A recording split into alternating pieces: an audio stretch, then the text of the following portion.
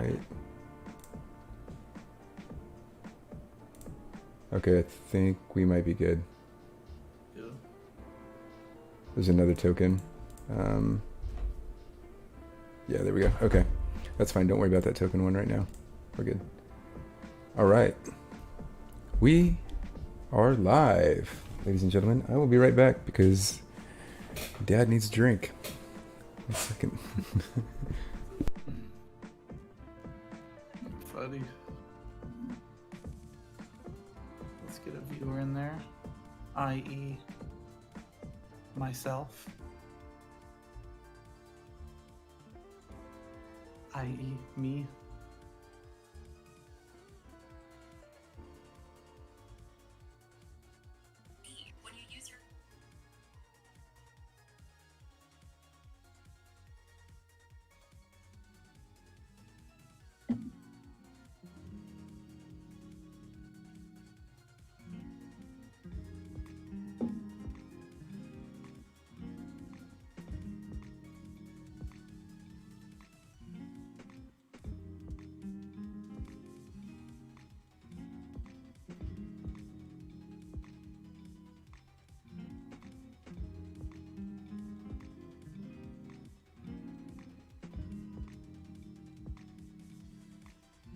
We are here, everyone. Back at it again. Waiting for Mr. Nate Dogg to get back. I'll be back. Game open. Another week. Let me.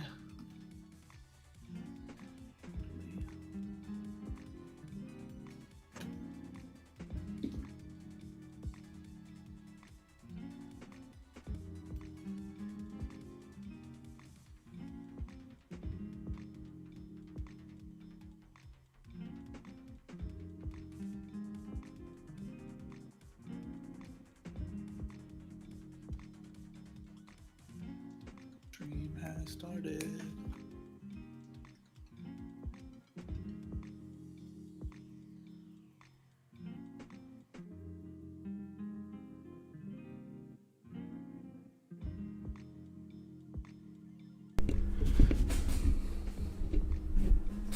All right. Can you hear me? Are we good? Let me check actually. Are we Voice is on. good? See if you have any delay. Oh yeah. 1, 2, 3. 1, 2, 3. Oh, you know what, man? We're good now. What's up, Jake? Jake. Man, Thanks. Man, Thank you. Oh, you know what? Can we upload our emojis with affiliate?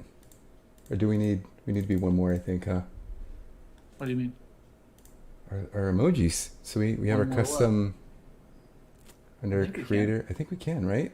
What if Yeah. it takes effect like right now? If we put them in. Maybe. Oh, let's find that. Let's find that right Hold up, Jake. now. I don't know why it doesn't show me that you're in the In the lobby? Yeah, that's weird. That is weird. But Huh. I'll take it. Let me see if You working right now, Jake? Where's the settings? Affiliate? Yeah, it's weird that doesn't show them. Sound Oh, there you alerts. go. Now it did. No, it still didn't actually. Lies. Yep. Emotes. Go to the emote page. More slow mode. So Jake, if you can do us a favor, we now have a sub button. You can subscribe to our channel. We just got that, so thank you Pretty exciting. for hopping in, man. Greatly appreciate your support, as we continue throughout. Yeah, man, you been OG the show. So hit the Day sub one. button. I don't even know where it's at. Hopefully, I'm just going to point in all directions. Hit the sub button. You know what? It's actually right under you. All right, here. Hit the sub button. Right here. That's funny. Pointing to my crotch. Sorry, ladies and gentlemen.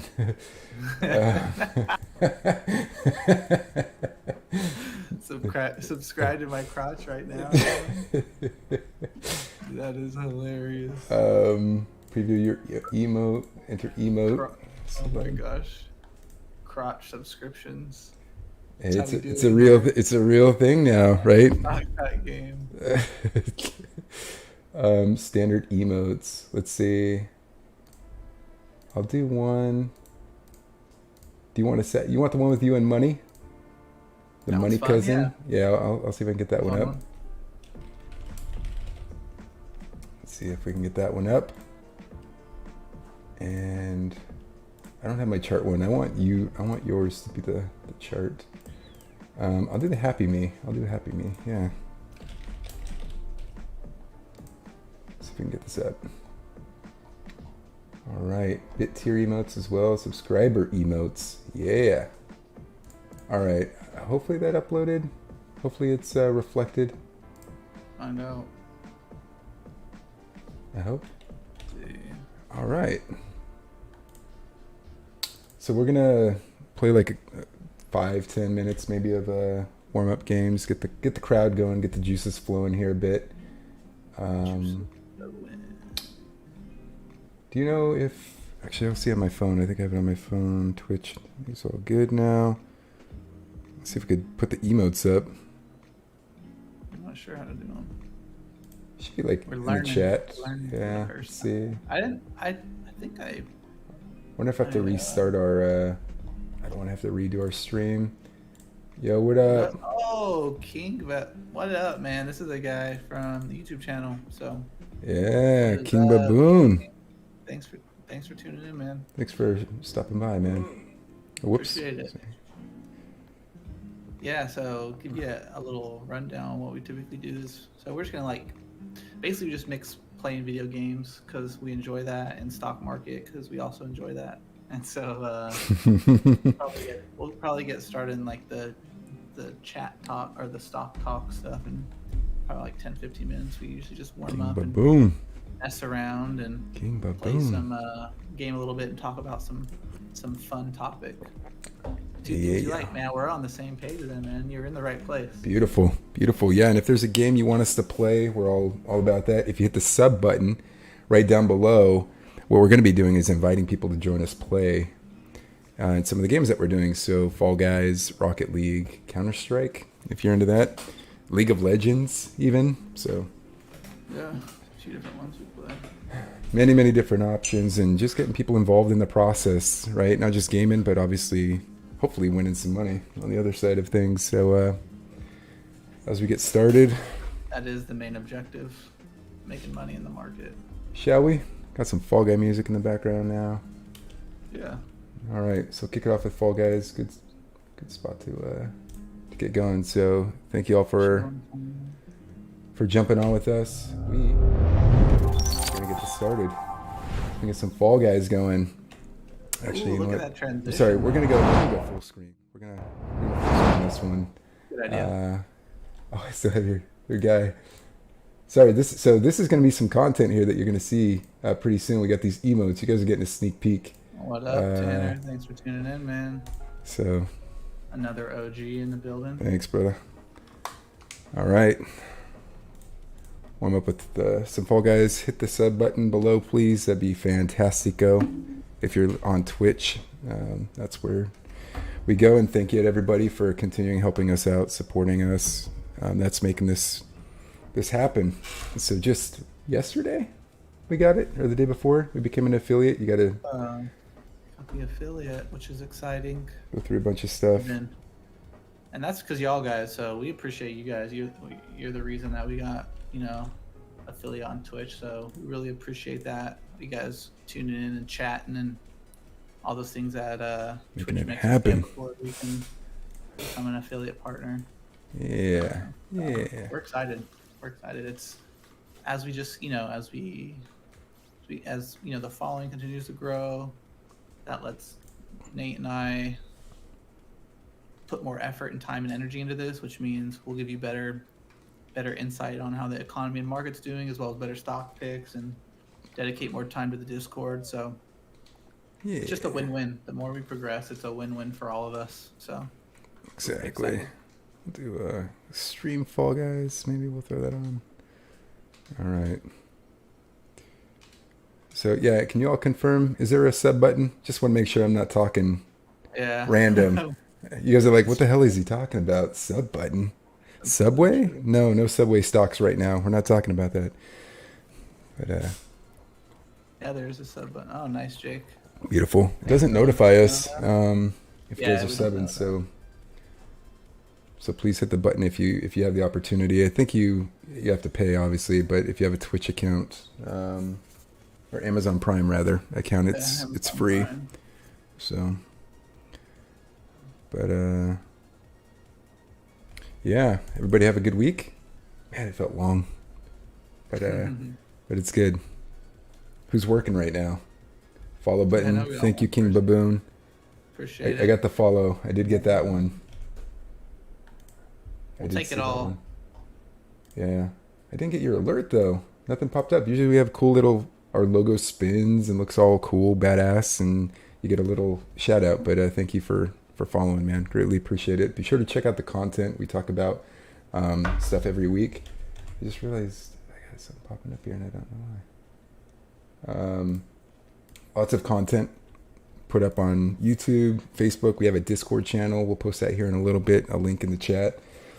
We try to stay active in that as well. So, whoa, show's gonna start without populating? That's new.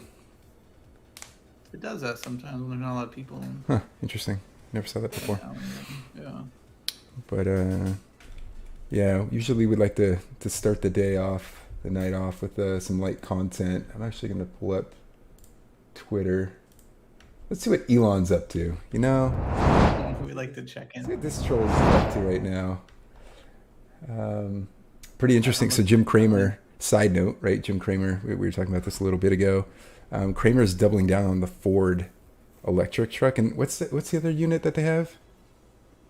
It's not a Maverick. It's a Another electric one? no. It's another model that they're releasing. But he's doubling down on them, just saying, "Hey, look, Ford's moving forward with their electric vehicles. They know what their customers want." Where Elon, Cybertruck's a bit surreal, should I say? You know, kind of out there, dystopian kind of feel, right? Like you'd use that, you see that in like Judge Dredd or something. I don't know. What do you think about that truck? We never really talked about that. Anybody got any thoughts on it? Anybody? Well, put it this way: who likes the Cybertruck better than the Ford truck, and vice versa? Like, does anybody like one more than the other? I'm curious. Yeah, either by looks or functionality, right? Like what? Unfortunately, nobody's really seen a Cybertruck yet. Oh, there's some pictures of it. I don't know if it's the total final version of it, but Yeah. they've released some photos, and there's been some seen in the streets. Yeah, I think some people were taking snapshots in LA whenever they spot. Predominantly, I think it's him that people have been seeing driving it around. But when you got the kind of money, who cares? It's hard to understand his speech. What was he talking about, King? Oh my God! How did? Okay. Oh my gosh! Here we go. Here we go. Bro. This game. And this is where the 12-year-olds dominate. But yeah, he was. Game, but the best game. Cybertruck is interesting, a little cool. But yeah, from a utility standpoint, Jake, right? I think we're just more comfortable with it too, right? We're not, Cybertruck. What the heck?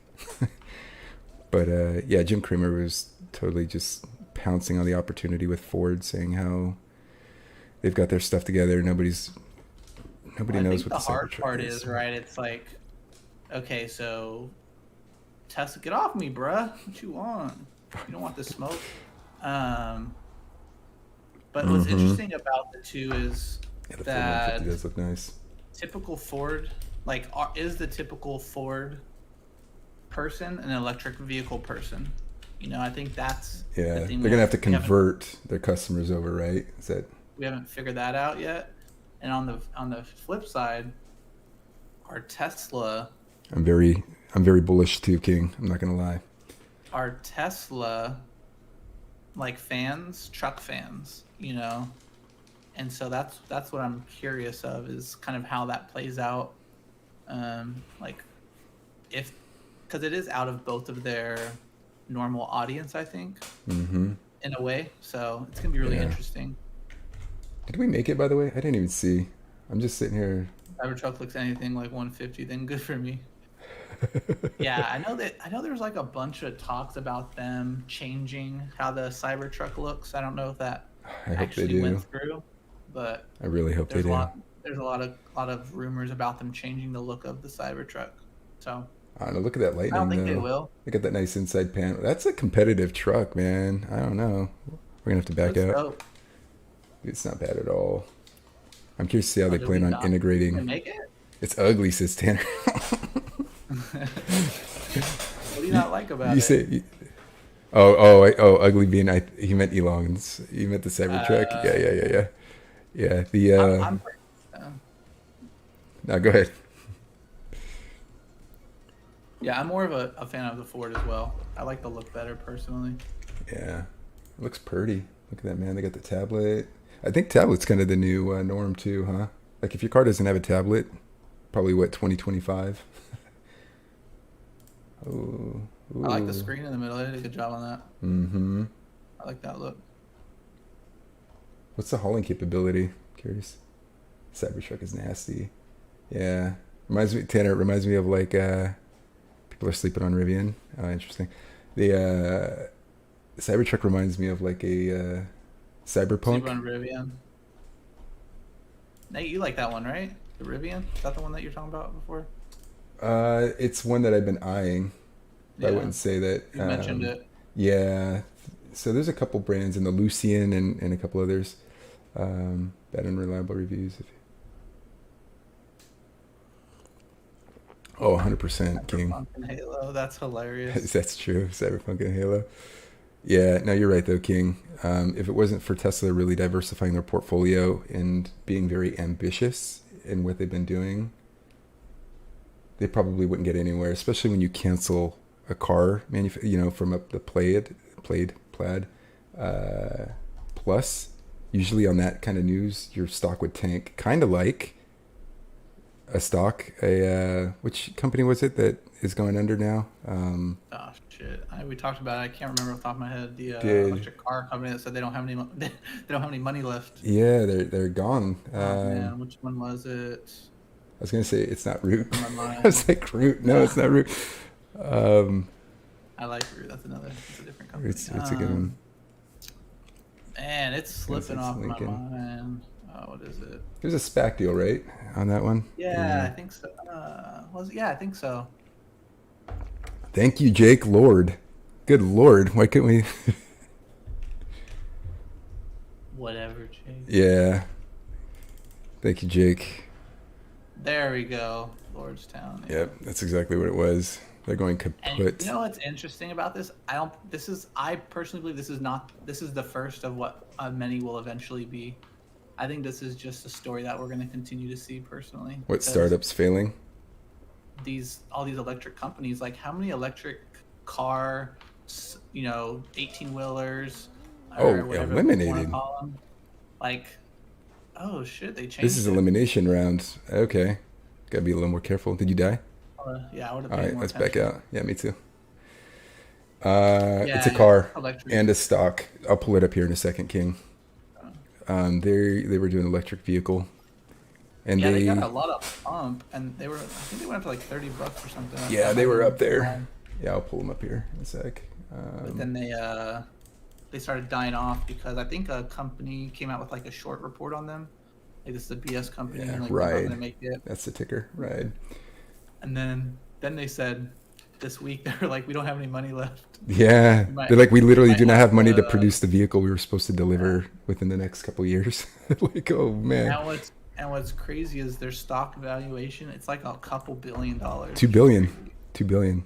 Like that's insane. So I think this is Nikola's Nikola's same story. interesting. Like Yeah. it's gonna be interesting to see what happens with them.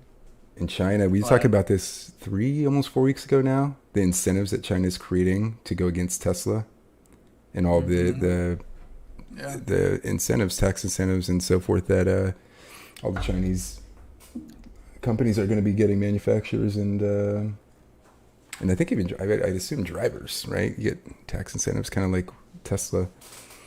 I know. Basically, what Nate's mentioning is China was like, we're not giving Tesla owners tax incentive. Fisker, yep, that's another one.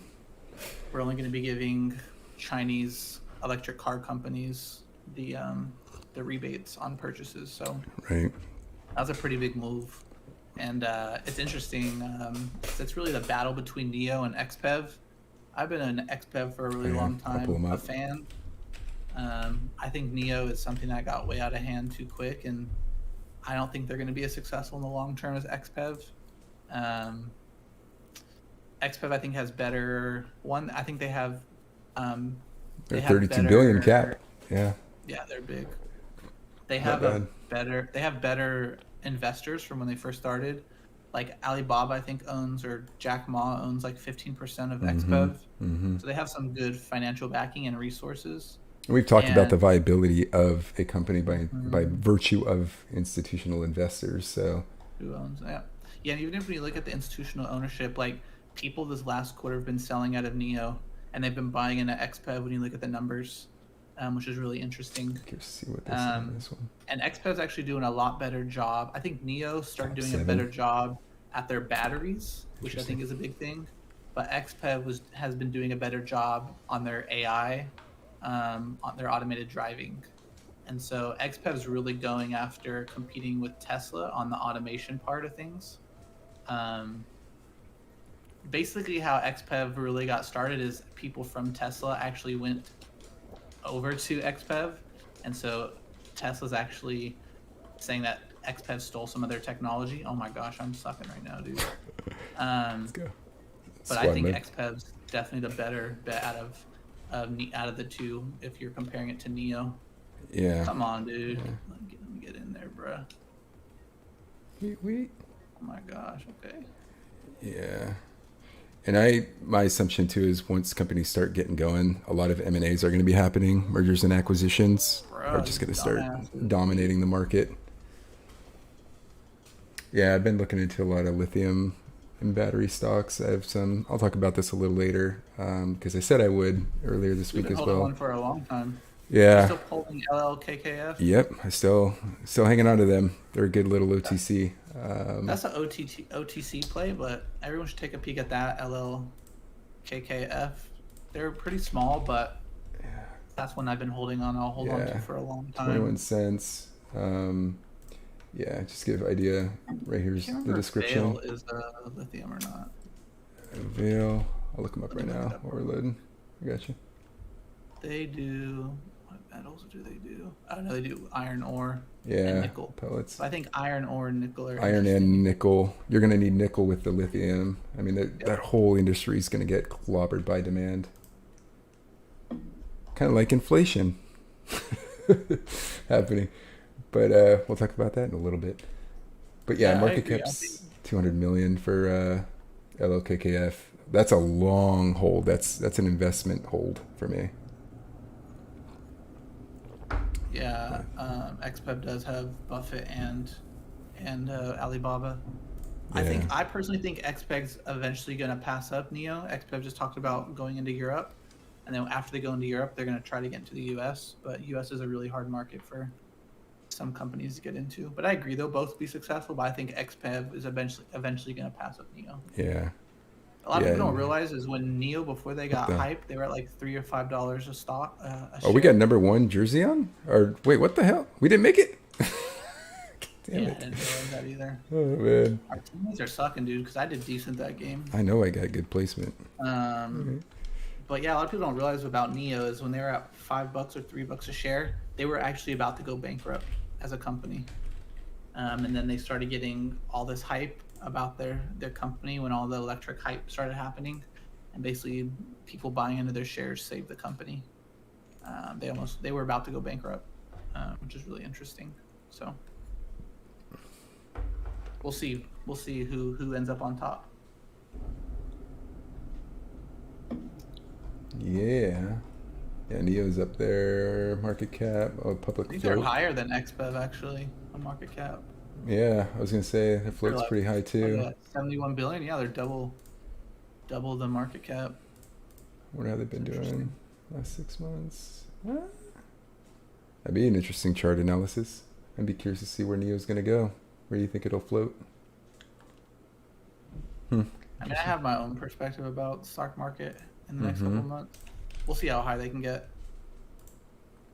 Yeah.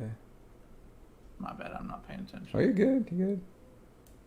Yeah, what's interesting, I don't know if people know this, but like the ADR that you see, because they're foreign stocks, that's the American Depository Receipt.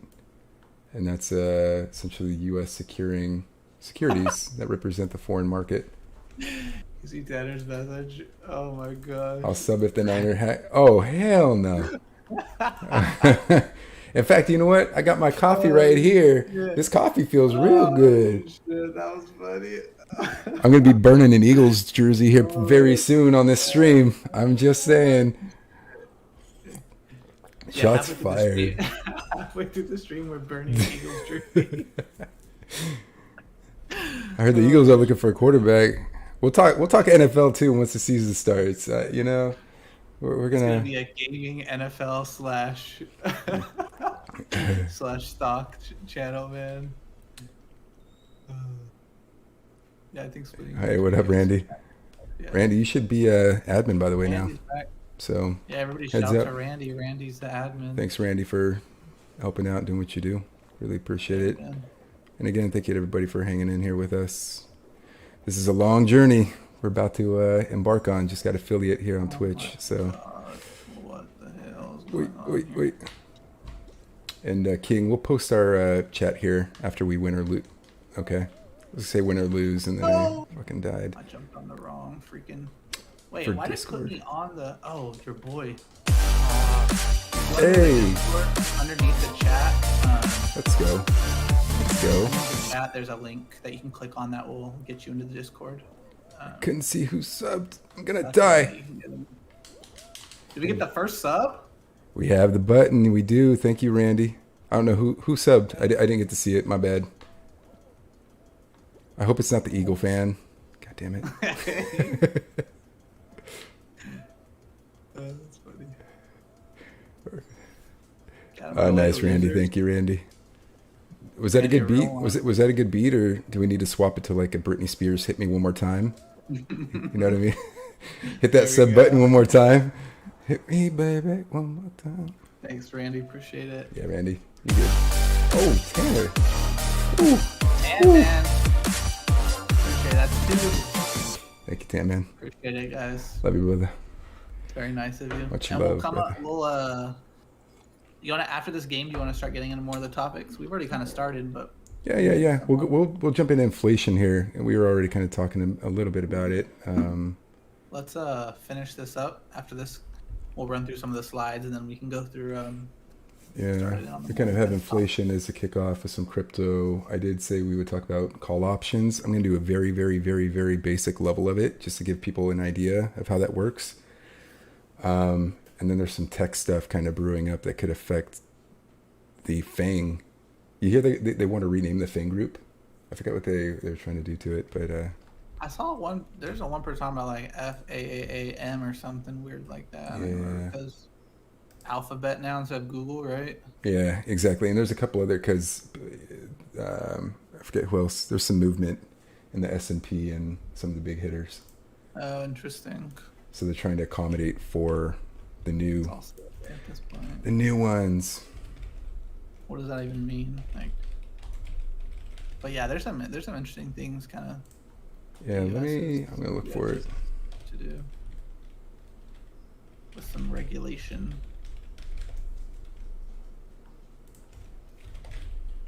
Let's see. I think we've played this game for like 3 weeks now, and we haven't got a win yet, Nate. So we gotta get a win, bro. I was so close, and then I died for no reason. Oh yeah, that was last week, right? That was so lame, dude. Yeah. Like, that was definitely a Linkin Park song right there. Tried so hard, got so far. I tried so hard. Fuck. I think we sang that song last week, actually. We did. I think we did. On the Linkin Park. Anybody Linkin Park fans? Or used to be Linkin Park fans, I guess, at this point? Ooh. That was not a... I realized after I said it, the situation. It's Not good. funny at all. It's good. We are very My mindful. little giggle made me laugh. Shortcut here. Boop, boop, boop, boop, boop, boop. But I don't think Linkin Park made any music without him, right? They didn't do any more. No, they didn't. don't think so. But Mike Shinoda, the rapper, he always had a couple side projects going on. as most Oh band my mates gosh, bro. do. Get off me, dog. He tried doing some stuff on Twitch, actually, kind of putting up his own music and having people follow him. They're But the Linkin Park's the goat, man. They did a lot. They're for I the would say like era, for the era somebody they were that kind in, of they combined rock and hip hop in a lot of ways, and they bridged the gap, mm-hmm, which they deserve 100%, a lot of credit for that. 100%. Did they do some stuff with Jay Z, right? With Jay Z? Mm-hmm. They did some mashups with a couple different Yeah. people. Did some stuff with Chris Cornell, who ironically also killed himself. But we are hoping to get some cool emotes up. I'm a little disappointed that it hasn't been uploaded yet, but they will be here. And we're thinking about doing a couple of the streams, so we're going to be streaming throughout the week sporadically, and then Yeah. we'll have our consistent Saturday, possibly one on Sunday. What are you thinking? I'll let you guys know pretty soon. There's Okay. some exciting. Let me put it this way: there's going to be some really exciting things for subs coming Thanks, up, Randy. and because I know sometimes our Saturdays we just kind of shoot the shit, we game, and we talk about really like macroeconomic stuff We and fucking stuff. lost, man. Like, what's it take? Okay, whatever. Not meant Jesus, to I'm be. feeling like the Bengals. Like, you have one or two good players, us, and then the whole team just shits the bed, man. Like, come on now. But whatever. All right. You know what? We'll take a quick timeout break here. We're going to go over some stuff because we have to. It's mandated. So we will go like this. Just because I want to show you our next transition, it's pretty damn cool. So we're going to go here It's like we're pretty starting fancy. soon. Check this out. We got a bunch I'm kind of waiting on. So we have to say this. We are not institutional investors nor financial advisors, so the content posted here, anything we say or do on our online platforms is for informational purposes only. You can read the rest at your will. Go back to our YouTube videos. Next slide, please.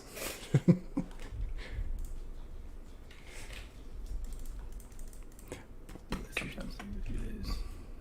Yeah, they do. Oh, your take a voice few is days. cutting out. Oh, you can't hear me? I hear you now. Okay. I think I heard you. But Okay. you guys get the slide. We just gotta say that because We don't want to get in trouble. that's true. We don't. We're very nervous of getting in trouble. That's very true. But yeah, we just want to cover a quick few things, guys. If you haven't already, subscribe to us on everything. So we put sometimes exclusive content on these different platforms and channels, and stock updates and market updates and things like that. So Stock Talk Game on all platforms. And like we said, we have a Discord, so please join that. We put it in the chat. We're slowly starting to post more and more in there, which is pretty exciting, and kind of giving some market updates as they happen, which is exciting, and hopefully that can kind of just spawn us to all making more money in the market. So that's pretty exciting. And just to kind of talk about some of the things that we posted in the chat the last couple of weeks. So we put some stuff about Bitcoin in there. Appreciate you, King, for joining the Discord. Yep, and gather ideas together. That's the whole point of the Discord. It's for all of us to win in the market. Just to call out some of the things we talked about for the last couple of weeks. Awesome. So made a Bitcoin call out. It's up about, I think at the max, the peak was about 20%. TWNF. So we talked about this is at about 16 cents. This is one to watch, and we'll talk about it more in the future. But that's up 60% from where we called it. FCell we talked about, that's up there almost 30%. And then Hertz, the one we always talk about, we first called it out at about $1.50, and it's up like multiple 100% at this point. But just We'll explain why. We'll explain Yeah. why later, but it's a very important. They're coming out of bankruptcy, and some things are unfolding as we speak. So we'll talk about it later. Yep, and they're up 16% just the last couple weeks. So that's just a couple things to call out. Like, the Discord is not BS. It's not baloney. We actually put a lot of time and effort to putting in some legit calls in there. And we're excited to keep doing that with you guys and build a community that way as well. Yeah. And as I said, like, the whole point of us doing everything that we're doing and all the time and energy that Nate and I are putting in is just so we can all learn how the system works and build long-term wealth out of it. So that's really the goal. And we want to do it with you guys. And then shout outs, just a couple people. I don't know if either of these guys are in here, which is pretty funny, but Junes and Rice Boy They're currently some VIPs, just because I think they're a couple of our first supporters. And then Randy, Tan Man's gonna be on there in just a minute. Tan Man, yes, you'll be added. And Randomos, moderator, he's just been so involved and extremely helpful, both in Twitch and Discord. So we just wanted to shout you guys out for being the homies and the OGs. Yeah. And then we already mentioned at the beginning of the Twitch, but we're affiliate partners, so all the subs would be much appreciated. If you have an Amazon and you don't follow somebody else with your free sub, we would love to collect that sub. And we just wanted to add some additional benefits for you guys when you sub. So a couple of things we're going to be doing for subs is, so we're going to do Subscriber Sunday. Just providing support where I can. Appreciate you, Randy. But yeah, so we'll do Subscriber Sundays, kind of going more in depth about the things that we talk about on Saturday nights, as well as kind of look into some, do a little bit more breakdown of the market, technically speaking, kind of where we think it's headed, and then kind of highlighting some of our favorite stocks too. So that's just going to be something just for subscribers on Sundays. And the second thing is we want to game together with you. We want to game with you guys. So like Nate mentioned, we're streaming through the week a little bit more. So maybe once or twice a week. And we want you guys to game with us. So that's something that will started where whenever we're live, you guys can come in the Discord and game with us while we're live. So we'll try to think of some fun group games. CSGO is one that we've been playing that we can play with a group, and we'll find some other ones. And then lastly, just we have more perks to come. So we're thinking out more and more ideas to provide you guys benefit for supporting us, because we really do appreciate it. Yeah. I think that's it. So yeah, I just made a couple people VIPs, by the way, the people who have been with us since day one. So Jake, Tanner, as of right now. But yeah, thank you everybody again. But that's all we got there. Sorry. You want to keep playing? You want to keep playing Fall Guys? You want to play something else?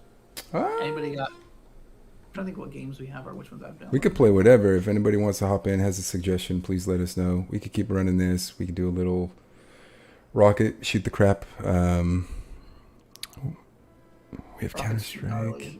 Yeah, we have Counter-Strike. We can do League. I don't know. I don't know if that's entertaining enough. Ooh, Jake.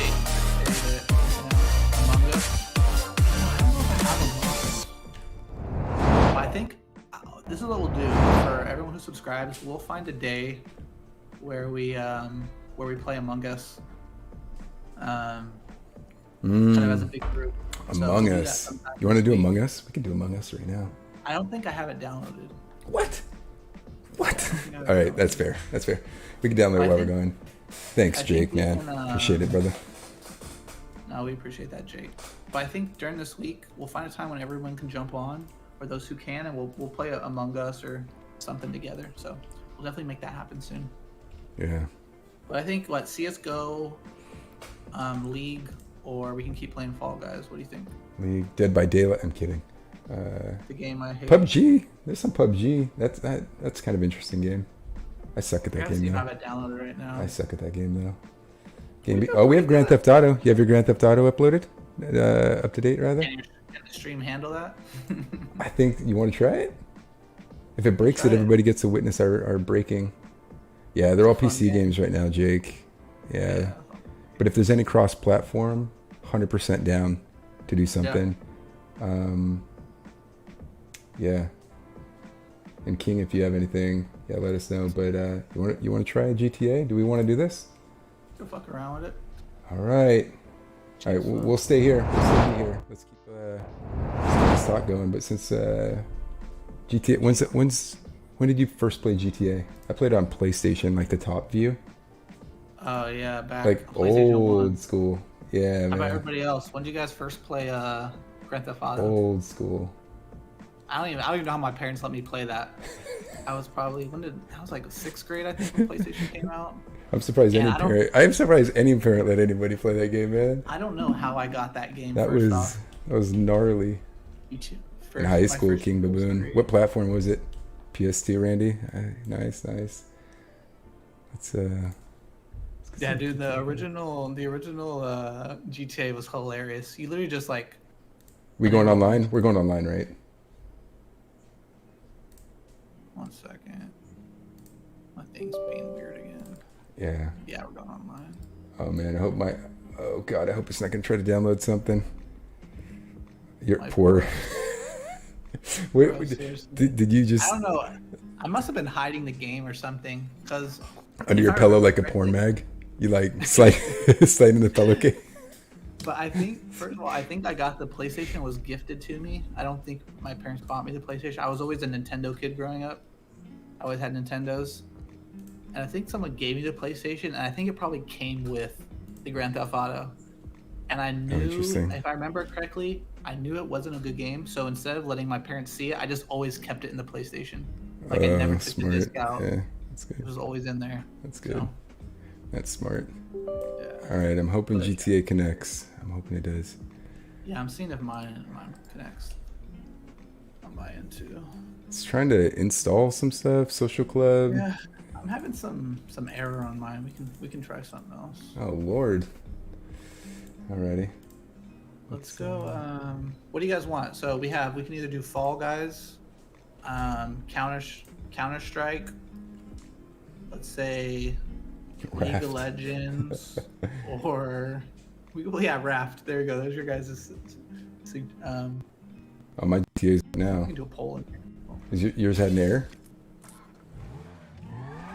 I could try it again, but I don't think mine's gonna work. My computer explode from the my graphics. Yeah, I'm getting an error on my side. I'm not sure what's going on. Bummer. Okay. Yeah. King wants GTA, man. King wants GTA. Say that? Yeah. Oh man, I wish I could get it started. It's all good. We'll fix it. We'll fix it. We'll fix it later. Oh yeah, I got Tony Soprano on my main screen. It's been a long time, buddy. It's been a long time. It's You got us for us all the recommendations. The game crazy. GTA. Yeah, mine's not working. Recommendation of game. That's Oh, that's fucking hilarious. That's funny. Let's see here. So yeah, I'm gonna put it down to 3 games. So we play CS:GO, Counter Strike. We could play more Fall Guys, or we can do Battleground. PUBG? What do you guys want?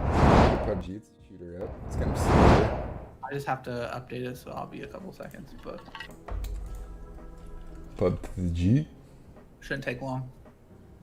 If you just want to jump in there, I'll jump in there whenever mine's done. Okay. I'm gonna have to. But on that note, we can start talking a little bit about. What I might do. In the meantime, depending how long your game has, I might do stock options. Oh yeah, we can start with that. It's a good call. I might run through kind of a scenario. Anybody trading options at all? Caught me murdering some lady of the night. Some ladies of the night.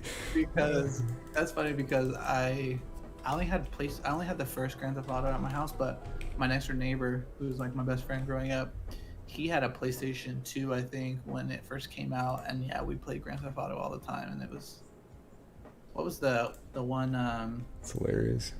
The one like that was by the beach and stuff. What was that one called? No, Vice. Vice City. There you go, or Vice, yeah. Miami Vice. I can't remember. Something like it's a that. show. I'm mixing it all up. Gosh, no, that was a good game back in the day. Like, that was the game, Vice City. Yeah, you're right.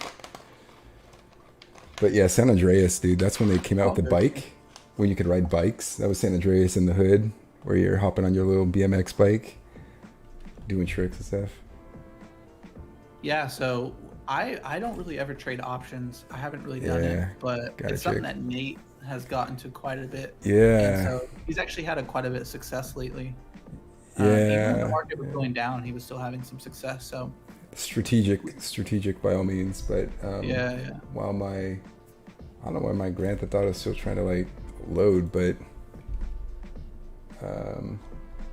Trying to pop up PUBG. Let's go PUBG. What are you doing? But while that's going, okay, yeah, now it's trying to load. While that is trying to load, what I will do is pull up my screen. I'm actually just going to run Robinhood. Everybody's using Robinhood, I think, right? Yeah, a lot of people are using Robinhood. It's pretty easy. I assume. They make buying call or buying options pretty easy. Yeah, you can pull up that screen, by the way, if you want to, really quick. Yeah, I have it up. Yeah, perfect. All right, I'm going to swap it. So this is just like a starting place. We want to keep it really simple, not too overwhelming.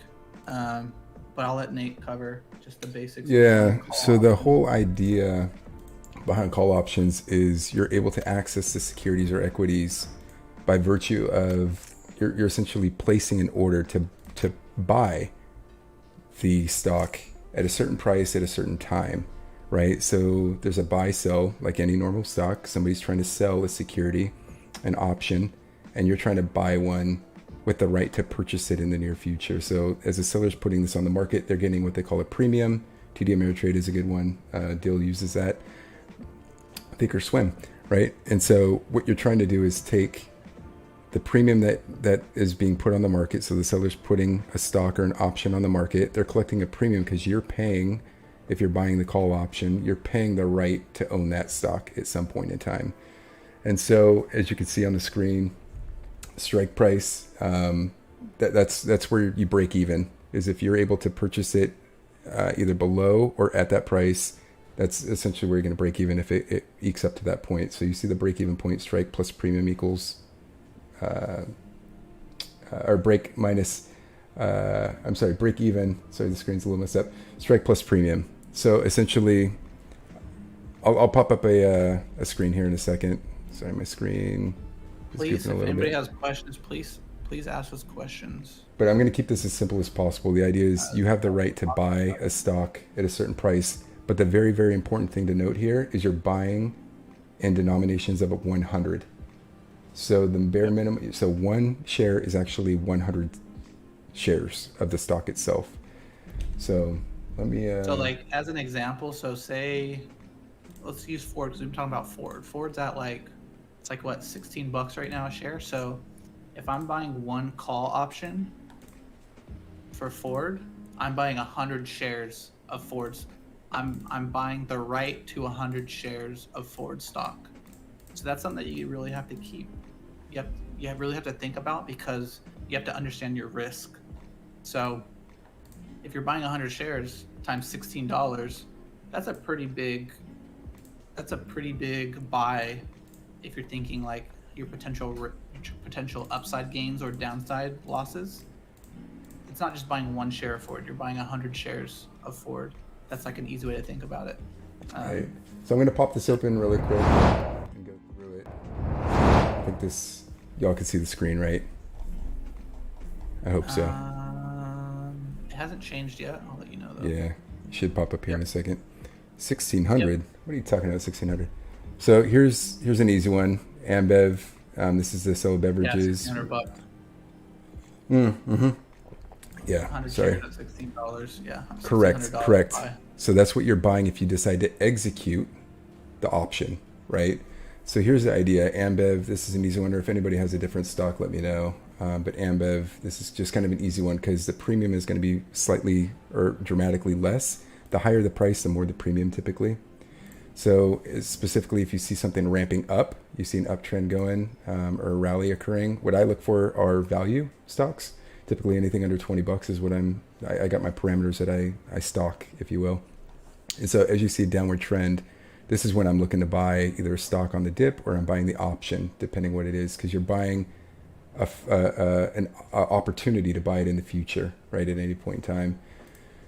So this is where I would not buy it as it's going up because it's going to multiply in terms of how much it's going to cost you to purchase that option. But what I'm looking for, once again, like any stock, right? You're looking for a dip, you're looking for an opportunity. So Ambev, any good websites to look at, stock forecasting. There's stock screeners and option screeners in any platform, really. I use eTrades because that's the platform I use. But I'm using Robinhood for the sake of simplicity here. since everybody kind of uses this one. Don't pay attention to my buying power. This is my account that I'm currently looking at. I have money and some other stuff. So, but what you want to do is go trade options, right? And so this is the very, very important part, right? So here's the share price. What you also need to factor in is not all of these are going to be equal in terms of the prices. So you see these are in increments of 50 cents. Some go by 10 cents, some go by 25 cents, some go by 50 cents or more, $1, sometimes $5, depending the frequency and the volume of shares available at any point in time. So pretty simple to understand. But recall all the stuff that we've talked about in the past, right? We want to pay attention to the trends. We want to pay attention to the news, the volume, how many shares are floating, how many are outstanding rather, and floating. Listen to everything we've said, because this is where it all comes to a culmination of opportunity. So share price is currently $3.69. What we're looking at is, this is a strike price. So this is what you would pay if you were to execute the option. So what you want to be looking at is, what am I going to be paying for if I decide to execute the option?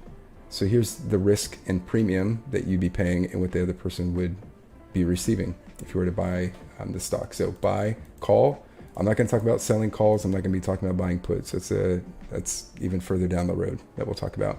But for the simplicity factor of this, once again, you're buying a call option, giving you the right to purchase that stock in denominations of 100, right? These are 100 at the price and time that you decide to.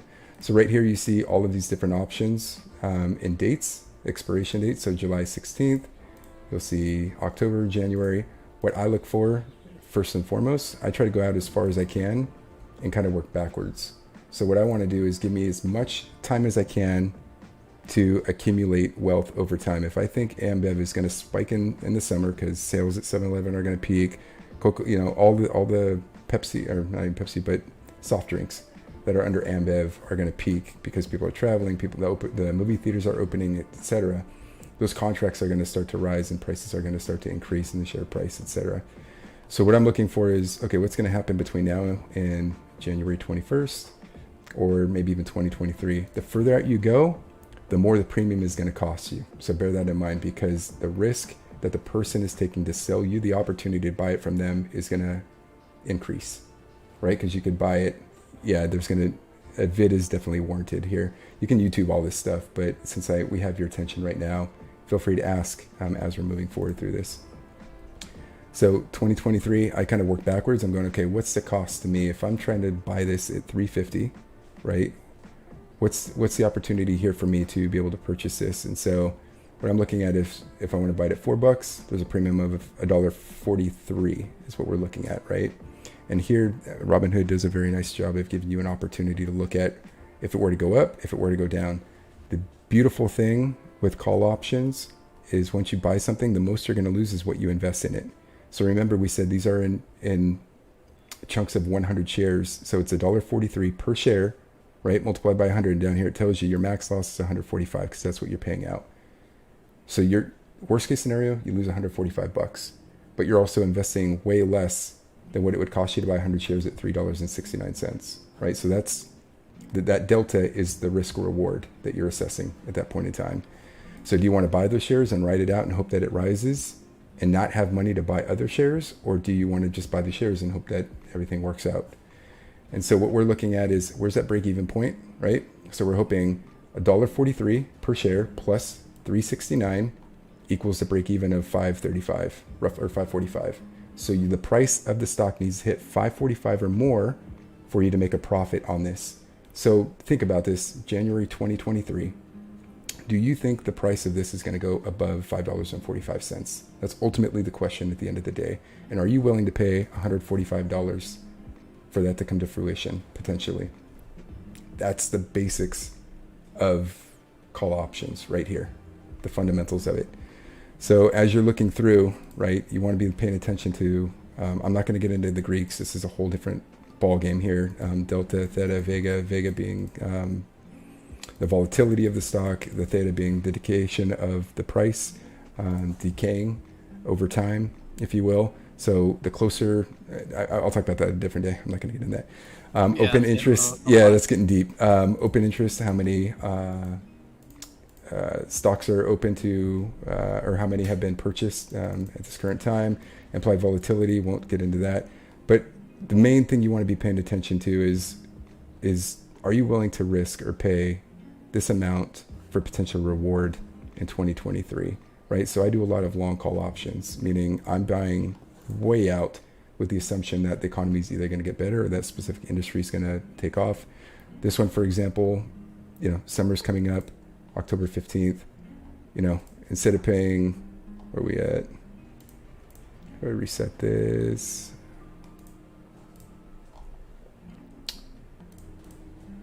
Close that. Okay. So the share price, once again, 369. We're looking October of this year, assuming summer's going to kick off and they're going to sell more soda, right? $4, $3.50. If you're looking at $4, now it's 20 cents, right?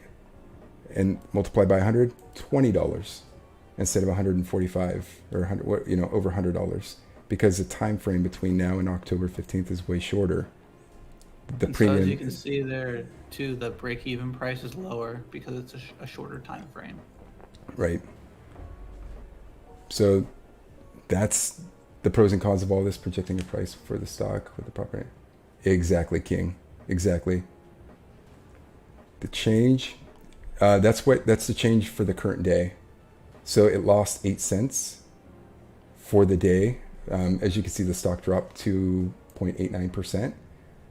The change in price is associated with that. So as you're watching stocks go up and down, right, like any other stock, right, you have something in place, you have in mind, okay, I'm willing to buy the stock at 350. I'm not going to pay 369. Same thing applies here, right? Because as the stock goes up and down, it's correlated 100% with the stock, with the call option. Right, exactly. Yep. So it's tailored to this. It's correlated 100% to what's happening with the day, right? And so you'll see, like with, what's a meme stock? Give me a meme stock. We'll go GME, I guess. So you're going to see, look at the price difference. Just because there's a lot of hype around it, you're going to see a lot of open interest. You're going to see implied volatility, meaning it's going like this. 0% as it stays flat, the price remains the same. 200% is like all over the place. AMC will Higher pop risk, AMC. higher reward. Exactly. So it could be up, 100% one day and down 100% the other day, and so you're risking it. So AMC, it's kind of chilled down.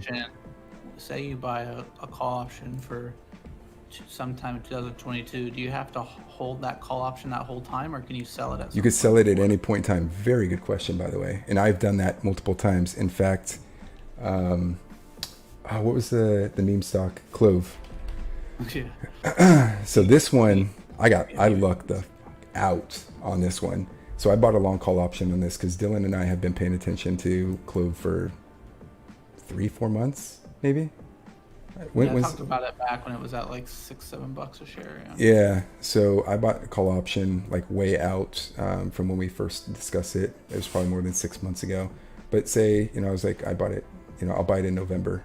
So I bought it dirt cheap, and a call option. I bought a couple shares of it. So 200 shares essentially of a call option. And my premium, I think, was like $20. And I sold it for way more than that. I'll say that. Part of it because of the meme, but I was able to execute it before my expiration date, which was, I think, 2022, January. And so what I decided to do was, since it peaked, I was like, I'm going to sell this and make a profit. And then if it dips or, something weird happens to it, I'll pick it up later.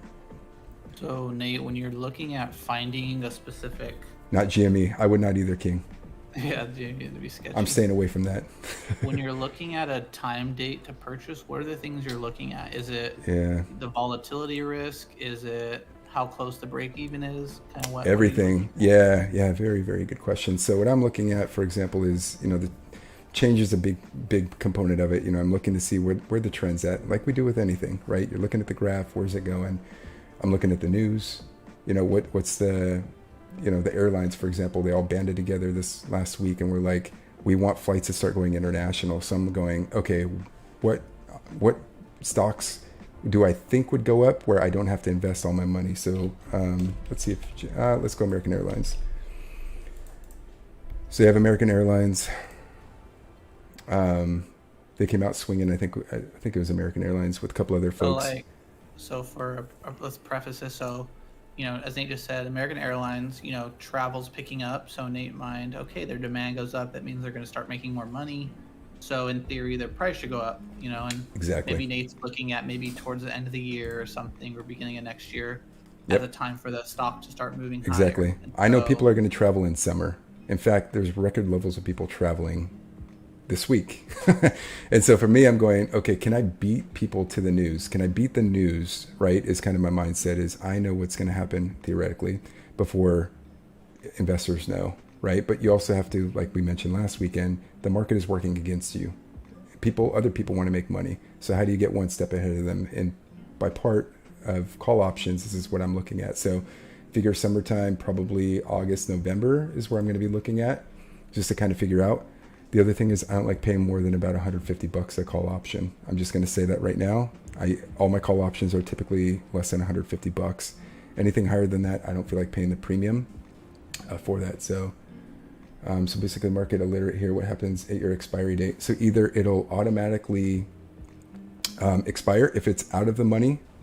This is why I'm not getting too technical. If it's out of the money and you're not in the money, meaning you're not making money, it'll automatically expire and it will not purchase the stock. It'll die off. But if it's in the money, it'll execute the purchase of the stock for you automatically, typically, depending on the platform you're using. More often than not, that's how it functions. However, what execute means is you'll own those shares. Exactly. So you better have 293, well, apart from the 293, you better have $2,360 in your account to make that purchase of all those stocks.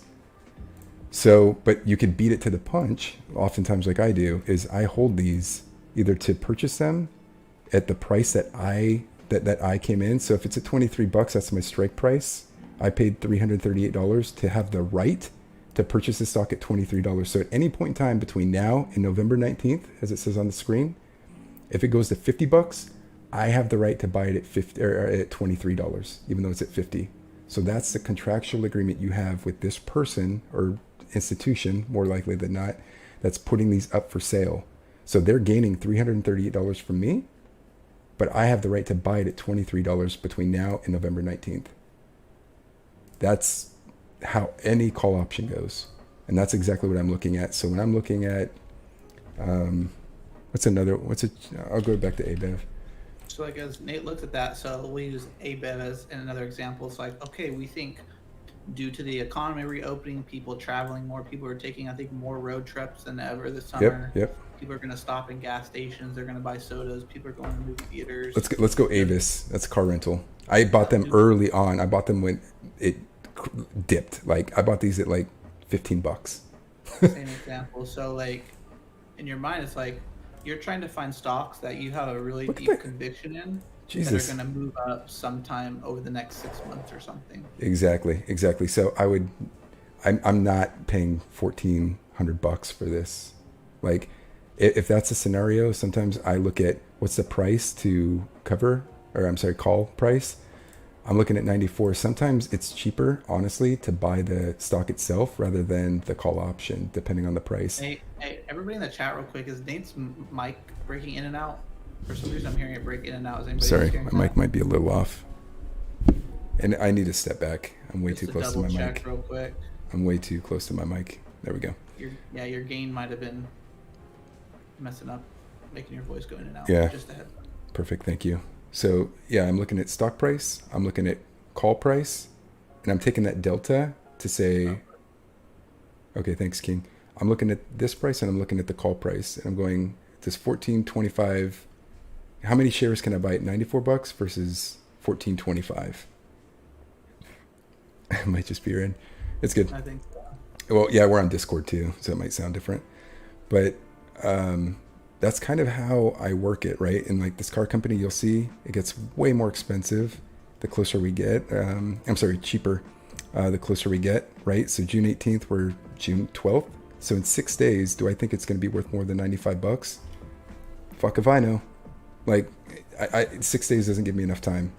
And what I want is I want the breathing room to make a determination to say between now and maybe 2022, $95, will it be more than $95 by next year? Maybe, but am I willing to pay a premium of $1,600? Not really. I got to make the stock has to be $111.40 for me to make money on it. So think about that. So you add the premium you pay, $16.35 per share, plus $94.25. That's how much you have to make on the share before you make a profit. So basic math, but do that time and time again with every different option that you have here. Maybe you're like, you know what? I think it'll go to $100. I'll pay $14.50 a share, $1,400 for 100 shares at $100. I think that's worth it. So what I'm looking at also, I'm not looking at buying in the money. Like in the money meaning I'm making intrinsic value. I'm making money on this already by virtue of owning the share. So if I'm buying at $92.50, I'm buying in the money because the price of the share is $94.25, but I have the opportunity to buy it at $92.50. I don't see the value of that, right? What I want to do is pay less premium with an upward trend of it breaking over 100 or whatever the option is. So if you guys have a stock under $20, let me know, because that's, like I said, that's what I look for. Those are my victims in stocks that I like to hunt down. ABEV being one of them. What I'm looking at, for example, I'm going to give you how I analyze this. I'm going AMBEV, people are going to be flying, contracts are going to be going around, movie theaters, travel, gas like anywhere that sells soda. I'm going to go, okay, probably by 2022, there's going to be this is going to start increasing. How much of a premium am I willing to pay for it to get above this $3.69 for me to win? So 30 cents, meaning $30 at $4, that's actually a pretty good deal. Theoretically, I'm looking at the historic graph here. Where has it been? Right, 3 years ago it hit $7. It's at 46, 618. I'm looking at the news to see maybe they have to declare bankruptcy or a contract didn't go through. Like detailing all of that, but like, is there? Nate brings up a great point. So like, if you go, what's the earlier part that it's getting closer to? If you go right a little bit more. Oh, sorry. That little hump. But like, say you think the stock's gonna get to that closer to $5-6 range. Okay, like I think it can move a little bit more. Now let me look at the options to see if there's a good deal out there. And I think what's an important note is like, don't put money in something unless you have good conviction in it. Mm-hmm. And you're able to, like Nate said, you're able to pick something farther down the line, because that helps you, when you put something like buy an option for next week, like you're increasing your risk unless you're really in tune what's going to happen in the short term. Right. And so buying farther out, like you're able to assess your risk a little bit more. Mm-hmm. Is what I would say. Exactly. Kind of find that in between, like, oh, travel we think is going to go up over the next 6 months. Let's buy something about 6 months out. Exactly. And then if it moves up more than we think in the shorter term, you don't have to wait all 6 months to exercise that. You can cash out. Yep. Else. You can either buy the option or you can actually sell your option.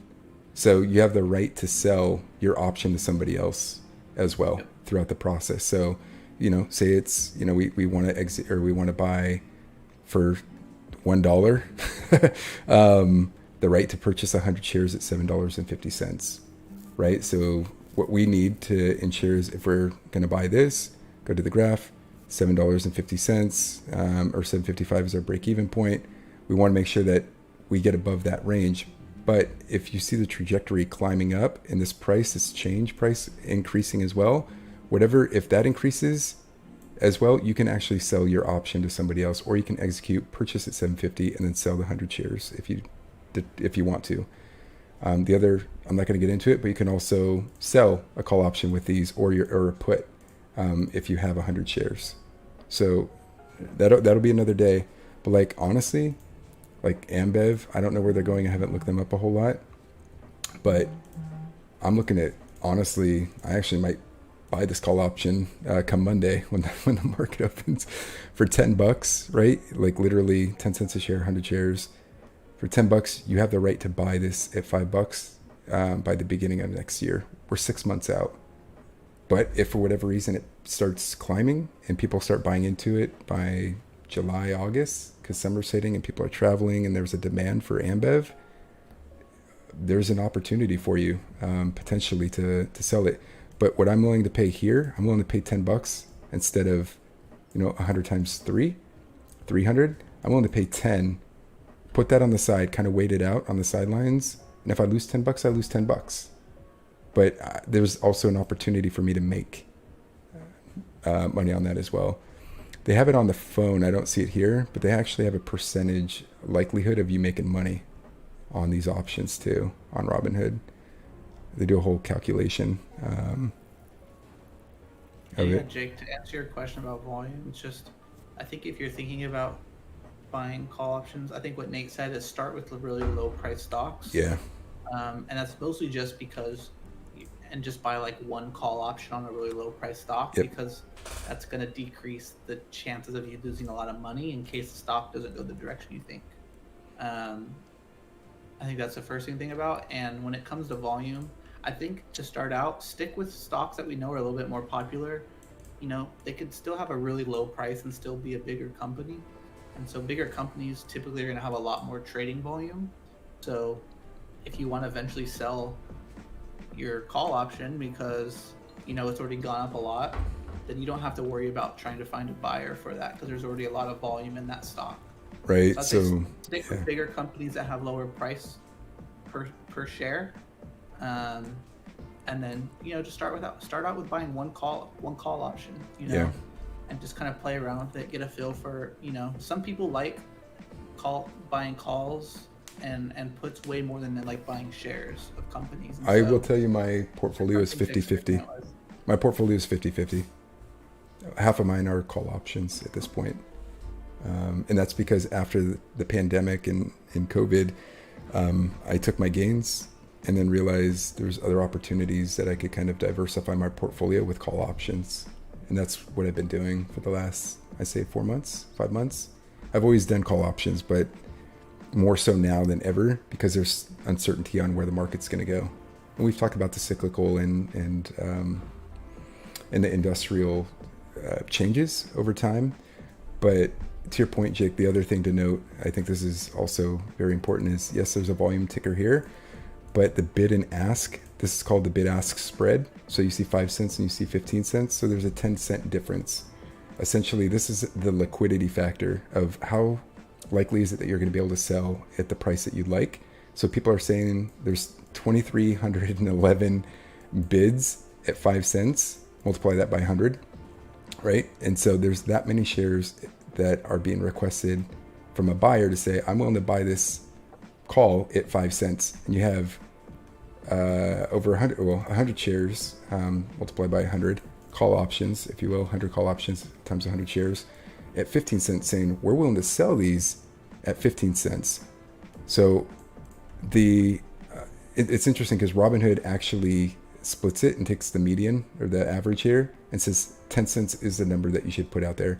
I typically buy at the ask because otherwise you might not get it at the price that you want it at. That's on my own volition. That's what I determine myself to do, is I'm willing to pay the ask, assuming, because my risk reward is I'm doing my homework, I'm doing my research, and I'm going, I think it's going to be worth more than the $15 that I'm going to pay for it. I don't care about the $5. I don't care about the $10. I'm willing to pay $15 to do it. The app doesn't. Are you sure? I'm going to pull it up right now. Are you looking at Ambev? We're going to do this right now. We're going to do it live. But yeah, stock options are a great strategy. I don't do this with dividend stocks though, because you don't get the dividend if you're buying a stock option. You have to actually own the stock, the security itself. You can't be in a contract. Ford. Okay, let me look at Ford on my phone. I'll pull it up here as well. I actually have quite a few call options on Ford, just to let you know. So this one in particular, it's at 15:26. It closed on the day on Friday. Why is my phone not pulling it up? That's weird. talk me through it, Jake. So for Ford, I actually bought right before they announced. So I was looking at all the news right before they announced their electric truck. And I was looking at, okay, where are they going? What's happening? On top of obviously this historical graph, right? They're peaking like they've never peaked before in the last 5 years. They're at $15. Looks like the highest they got was about 13 and some change. What's the likelihood that they're going to break above $16? I don't know. But with the opportunity, I'd be looking at probably October, December is what I'd be looking at, or beyond. But as the further out we go, right, I work backwards. I look at what's 2023 going to cost me. My phone app isn't bringing, it's like stuck. I don't know what's going on. I'm trying to pull it up right now on my phone. And I don't want to go. But January 2023, am I willing to pay $358 for a $15 stock, or $283 at 17? $287 is what they have here with 2 shares open to purchase. Let's see. I changed my password. And now it doesn't want to let me in. That's fine. I think I got it.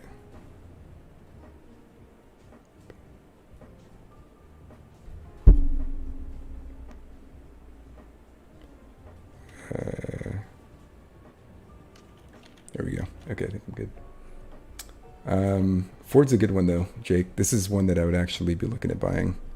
So don't meander off, please. I want to go through this with you. So Ford, I pulled it up on my phone. So I'm looking at the news they have here. Honda and Ford joined to push to set global rules. Okay, cool. So I'm working backwards. 2023, right? I'm looking at say $15. Like the range I'm looking at is between 15 and 20 right now. Do I think it'll make more than $5 within the next few years? This is where I'm looking. 205, 283, 358. These are the magic numbers I'm peaking at. Am I willing to pay $205, 283, or 358? Where do I feel comfortable? Like I said, I don't like paying more than 158. So I'm going to go, or 150 rather. I'm going to go March, the next one down. This is where I feel comfortable. This is where I'm feeling comfortable. 106, 176, 250. I'm looking at 2017 now. Do I think by March 2022 it's going to hit one of these? I do. And so then the next thing is I'll go a little deeper. January maybe. Let's see where they're at. Compare January. So we're at 117, 145 at 1817. And so 1817, and now you see 2017, right? This is what I'm talking about. You're seeing there's the minutia has disappeared. It's becoming more vague. 2017. So I'm looking at 20. I'm looking at 17. Do I think March 2022 it'll go above 20 plus 106? So 2106 is the magic number based on this 1526. Historical charts tell me 1597 is the highest it's been in the last 5 years. Do I think it'll rally? Do I think they're going to come out with some tech that's going to blow Tesla out of the, like, you have to consider all those factors. Are they going to get, sued because their battery technology doesn't, like, consider all of those things on top of all the technical analysis that we do, right? Dylan does a phenomenal job running through charts and all this other stuff to figure out, is this a good buy? How's the institutional buying power behind this? Do we have the Warren Buffetts behind it like some other cars? And then you're making a determination. Do I feel comfortable at $106? Like I said, I'm not going to get into this stuff here today, but open interest is really high. You're looking at the bid and ask. The spread here is not too high, which is good. Means if you need to offload it, you can relatively quickly. And you're looking at highs and lows, right? Hit $1.08, hit $1. It's well within that range. 106 is not a bad number. Could it be lower? Maybe. But are you willing to pay a premium to buy it now, as opposed to potentially going above $1.06 per share? So that's what I'm looking at.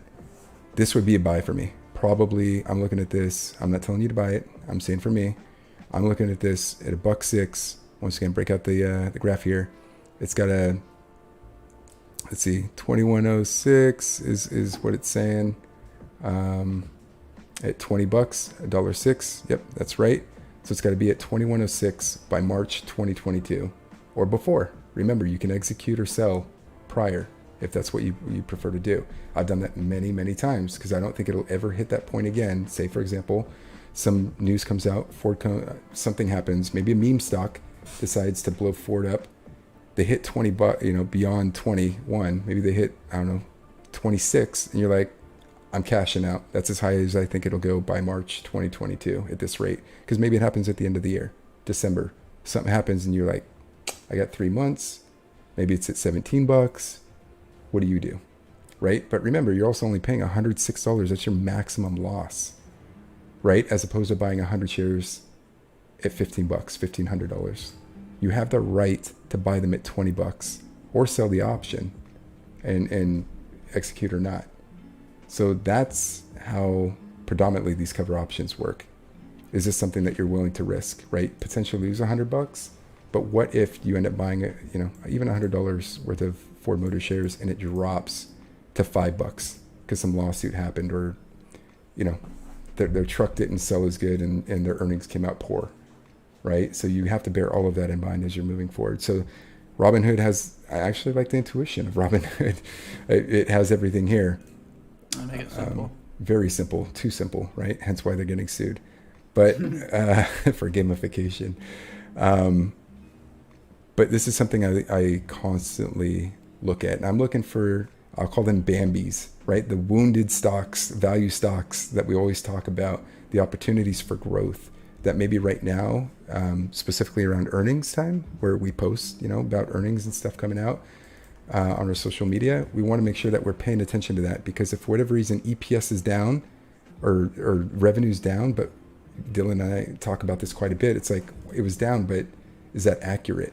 Like, based on the technologies maybe they have, maybe it's proprietary stuff that they own, like, what's the long-term play of this? Hence why we talk about all these companies that may or may not be pertinent right now in people's portfolios, but it's definitely on our radar, because we know there's opportunity there. We've talked about many stocks that it's made me a lot of money. I'm not gonna lie, either by call options or just straight up owning the stocks, outside of the dividends and all the other stuff that we talk about sporadically.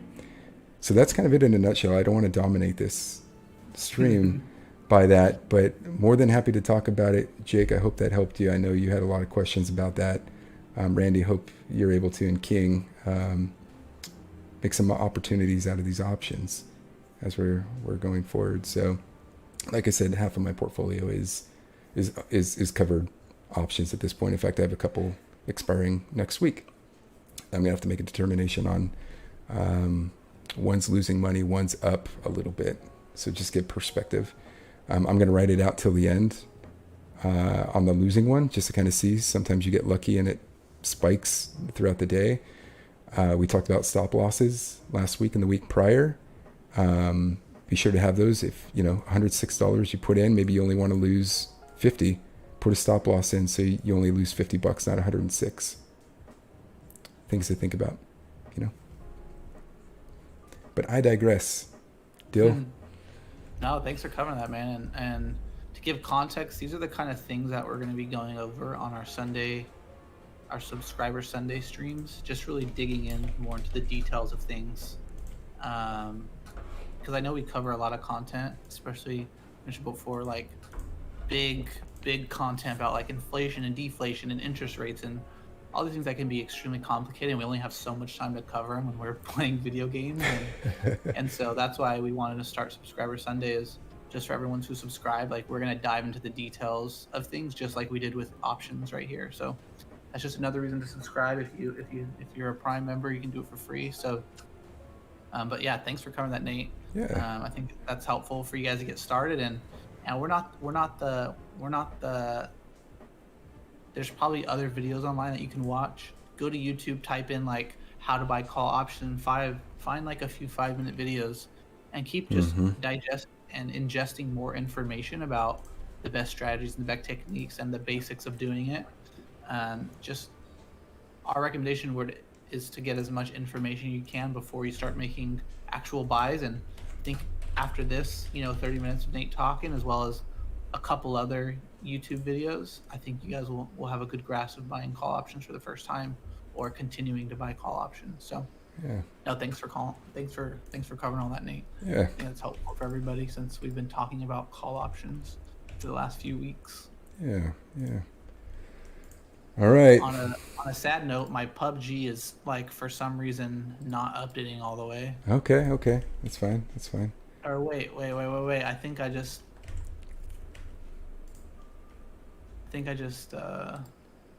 figured out. Okay, maybe. It says I still have like 10 minutes to update for some reason. Don't ask me why. The joys of. It's taking forever, dude. The whole time you were talking, it's at 99% Oh, downloaded. welcome to Steam, dude. What the fuck? Yeah, be sure to jump in to our Discord. I see a few more people hopped in to our stream. Please feel free to check out our Discord. You know, it's where we post stuff throughout the week. We don't have enough time to stream and talk about this stuff throughout the week. We have day jobs, but definitely, I think anything you see valuable, please let us know what you want to hear more about. And if you have questions, even more so, let us know. That's very important for us. So, You want to hop in Fall Guys or CSGO? What do you guys think in the chat? Do you guys have a preference between those games? What would you like us to play? yeah. You guys don't decide, we'll just choose one, but we'll give you guys the option since y'all are watching. Whatever you guys like better. Because my CSGO is taking 300 years Your to PUBG? download. Or my PUBG. PUBG is taking 300 years to download. It's like you buy these fancy ass computers and then they function almost as well as my computer I had for the last 10 years. So I don't know what's going on. You also live in a very hot climate. What's the weather over there right now, buddy? Yeah, so I don't know. I have the AC on. Got it. I started turning my AC on so that my computer doesn't overheat anymore while I stream. Where are you from, It's King? been working so far. King, where are you from, by the way? It's summertime. We get some heat out here. Right. Just gonna hop on some of. That's my dude on PUBG. He's pretty legit. We'll do some Counter Strike. Why not? We'll slow it down a little bit. Maybe talk some inflation. So. Yeah, we'll jump into inflation or maybe crypto. I don't know. What do you feel? Let's change it. Let's go to crypto. Let's go to a different topic. Yeah.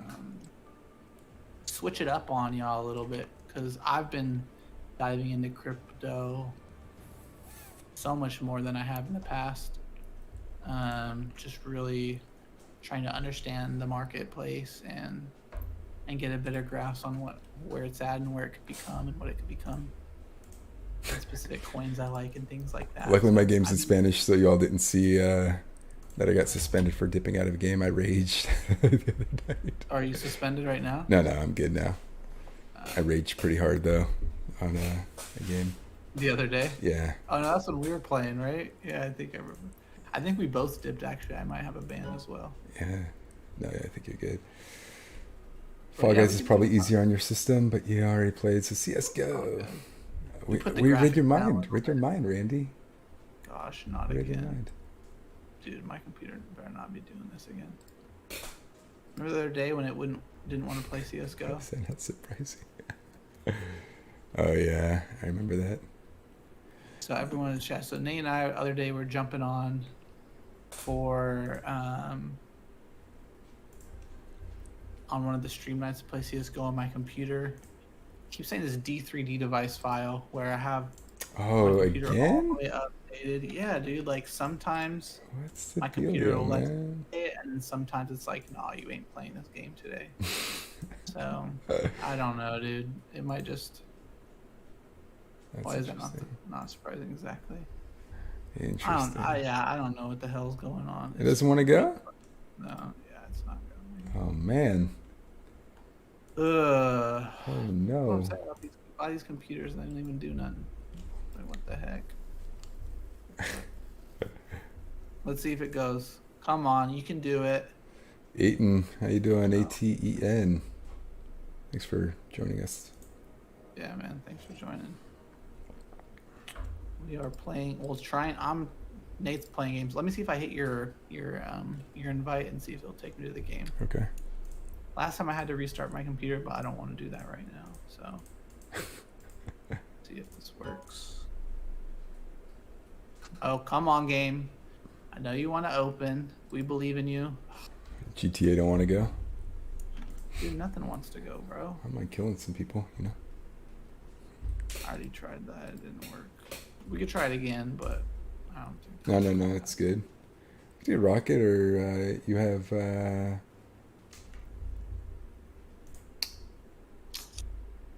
Among Us? No, I don't have it. Okay, whatever. Let's just play. I can try Grand Theft Auto again, but I'm gonna get the same error. Okay. See, I didn't prepare my computer for all these new games. That's what's going on. I didn't prepare for going outside of our normal gaming. Oh wait. Oh shit. What? Grand Theft Auto might be working. Grand Theft Auto? If your computer can handle while we play it, Let's do it. Let's do it. We're doing Grand Theft Auto, ladies and gentlemen. Whatever. I can't speak right now. All right. Grand Theft Auto. My frustration has taken away my talking English. Grand Theft Auto. But while that loads, we can just cover some like crypto stuff. So it's interesting. So I've been kind of diving into crypto a lot more lately and kind of trying to understand the marketplace and what's going on, where I think there's opportunity. We started talking about in the stream probably about a month ago. We called out ADA, I think around $1 before it went up to 250. So we're starting to dive in a little bit more and kind of figure out where we see opportunity.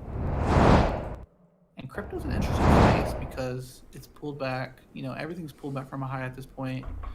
You know, Bitcoin was at like 56K a coin or a token, and then everything else is pulled down. I think ADA, which is Cardano. I keep saying it wrong. I'm just gonna say ADA. ADA was, I think, hit 250. Now it's at around $1.50. Ethereum was like at around 4,000, and now it's at like the 2,300 level. So everything's pulled back a lot, and I've been really trying. I have an interesting perspective that I've kind of created based on George. How we doing, sir?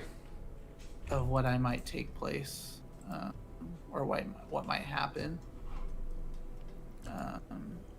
So yeah. So happy Pride Month, by the way, people. Totally forgot to say that. Yeah. All right.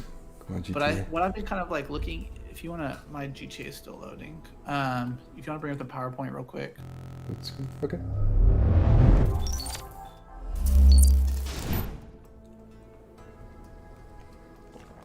PowerPoint. Oh, my bad. Thanks for the follow, as Randy said. Appreciate you. You a real one, and you got your PowerPoint up? I see your Twitch. Oh, it's just changing screen pictures. I was looking at it for comments, but Oh, you good? yeah. So this is kind of a log scale. So log scale basically makes the lower prices less have impact on the chart. So if we were to do a linear scale, like the peaks and dips would be much larger, but a log scale kind of like puts it closer together to kind of see the true up and downs on the graph. It makes everything a little less dramatic and gives you maybe a better picture of how the total crypto space has moved. So kind of what's been going on with a lot of people's perspective on crypto is like we've hit about the halfway mark of the next bull run. So as you can kind of see, we topped out the last bull run around 2018 at the total crypto market cap at 1 trillion, and we pulled back here to about 100 billion, and then we made this crazy run since hitting a low back in 2019, and we made this kind of crazy run from 100 billion market cap up past a 1 trillion all-time high, and whatever this number is, I don't have the live chart so I can't see, but quite a bit higher. And you see this recent pullback, and so as you can see here, we went from like just over 10 billion to 100 billion to a trillion, that's a crazy growth.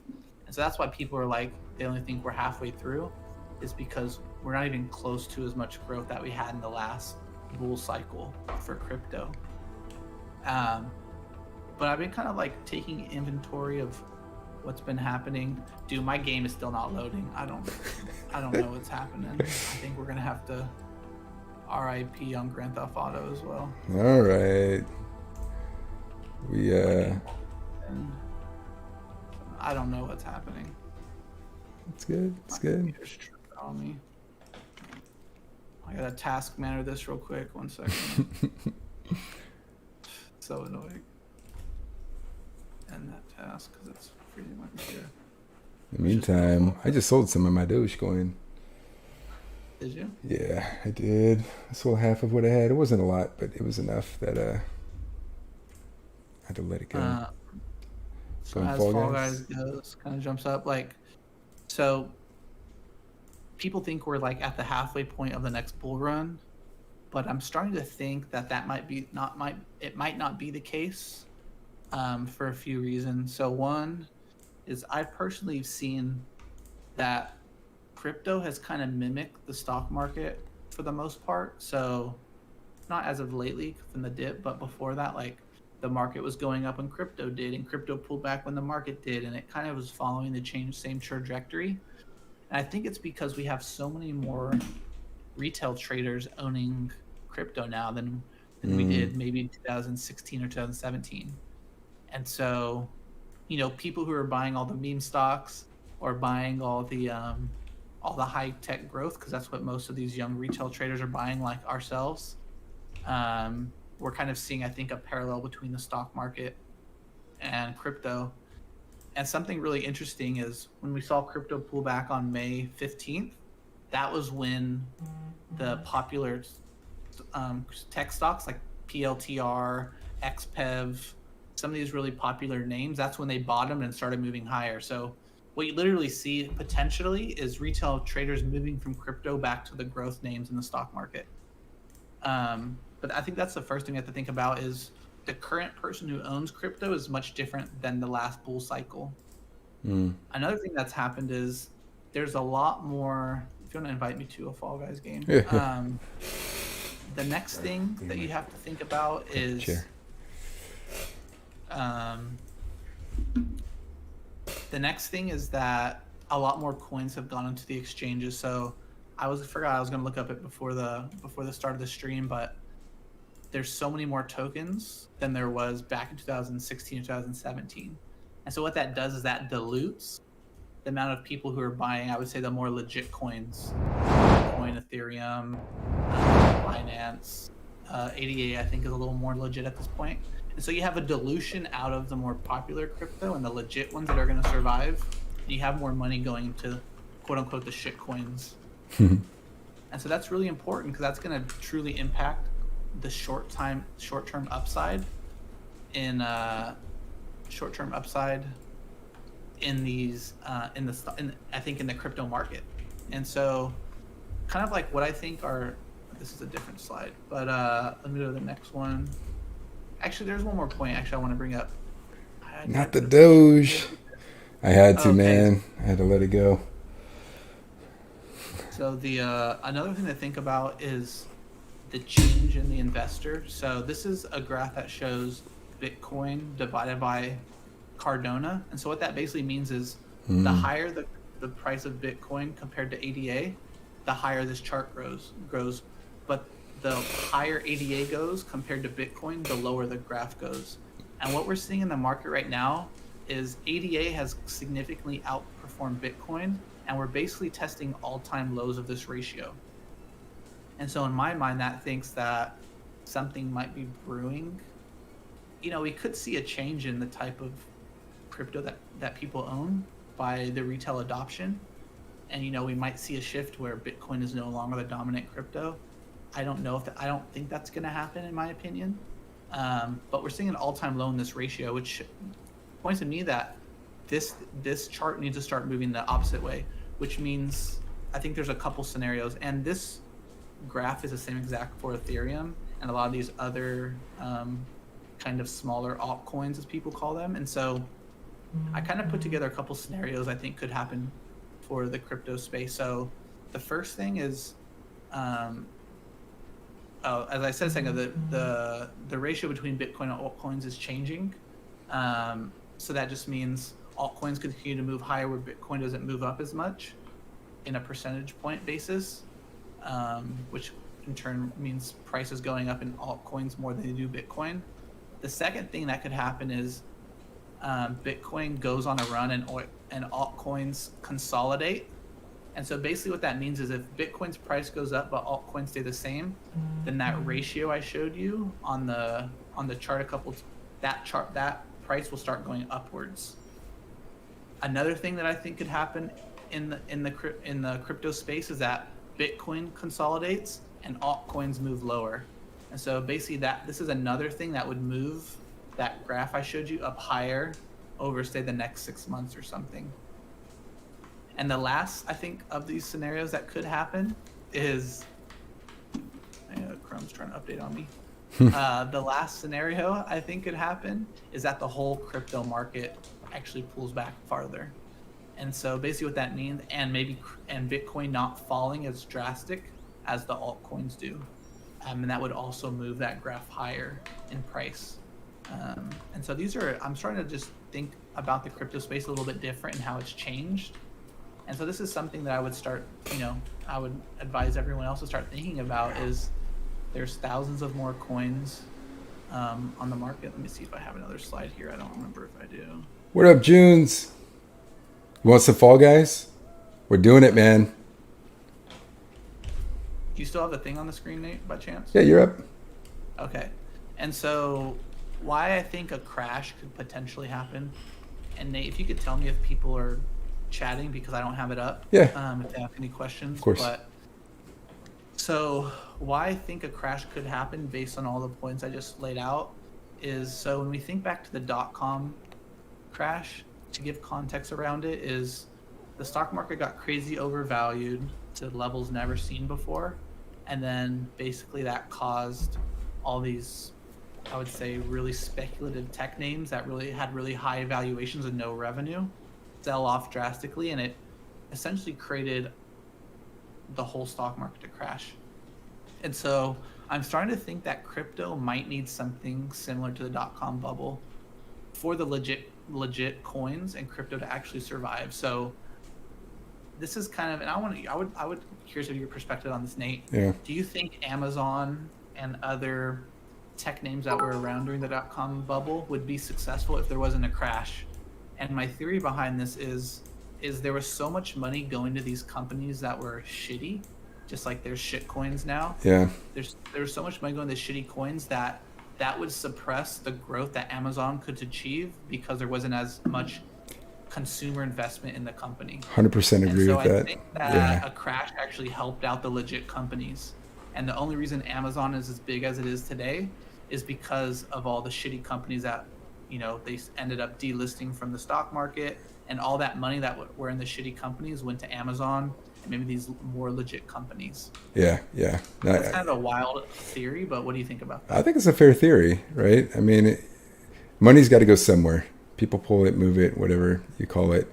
But I think with specifically crypto, because it's so volatile and speculative by nature, that's kind of a telltale sign of what's to come. And Rice, thank you for the bits, man. 100 bits. Greatly appreciate you. Guys, boy, you the man. King, I don't know where you dipped out at, but welcome back. You can always go back and check out. How do we always get fucking eliminated, man? It's fucking pissing me off. I don't know. I did really well on that level. Yes, I won. I don't know. Anyway, yeah, man. Yeah, I think it's interesting in considering Amazon's, are they at $3,300 now a share? Something like that. Pull up our main game. But yeah, you pulled the main game now. But I just think that's an interesting perspective, and I think in my mind, because of the growth of crypto, and I've been making the comparison to the .com bubble for I saw that. Yeah. in the last 4 weeks or something like that. What's up, King Boom? Yeah, we're just talking about the crypto space, and to put it really generally speaking, altcoins have been outperforming Bitcoin quite severely. I don't watch videos. Hey, if you guys want to hop in Fall Guys, let us know. We're down. Yeah, if you want to play with us, just jump on. Yeah, and that's kind of my point, King Baboon, is we've seen so many new tokens come onto the market in crypto So that it's many, been dude. diluted. diluting the I think the impact and growth that Bitcoin and Ethereum and these other legit coins could have. And so I think there's a risk of the stock market. Oh, King thinks there's Or going to be a not new the lower stock market. support. What do you think I about think that? there could be a bigger pullback in crypto. This is very theoretical. There's so much love in crypto space, and hedge funds are buying into certain things at this point. But as I was just mentioning, is I think for Yeah. companies during the dot-com bubble to be successful, that there's a lot of companies like the dot-com bubble had to happen for Amazon to be as successful as it is today. And I think the same thing has to happen for crypto.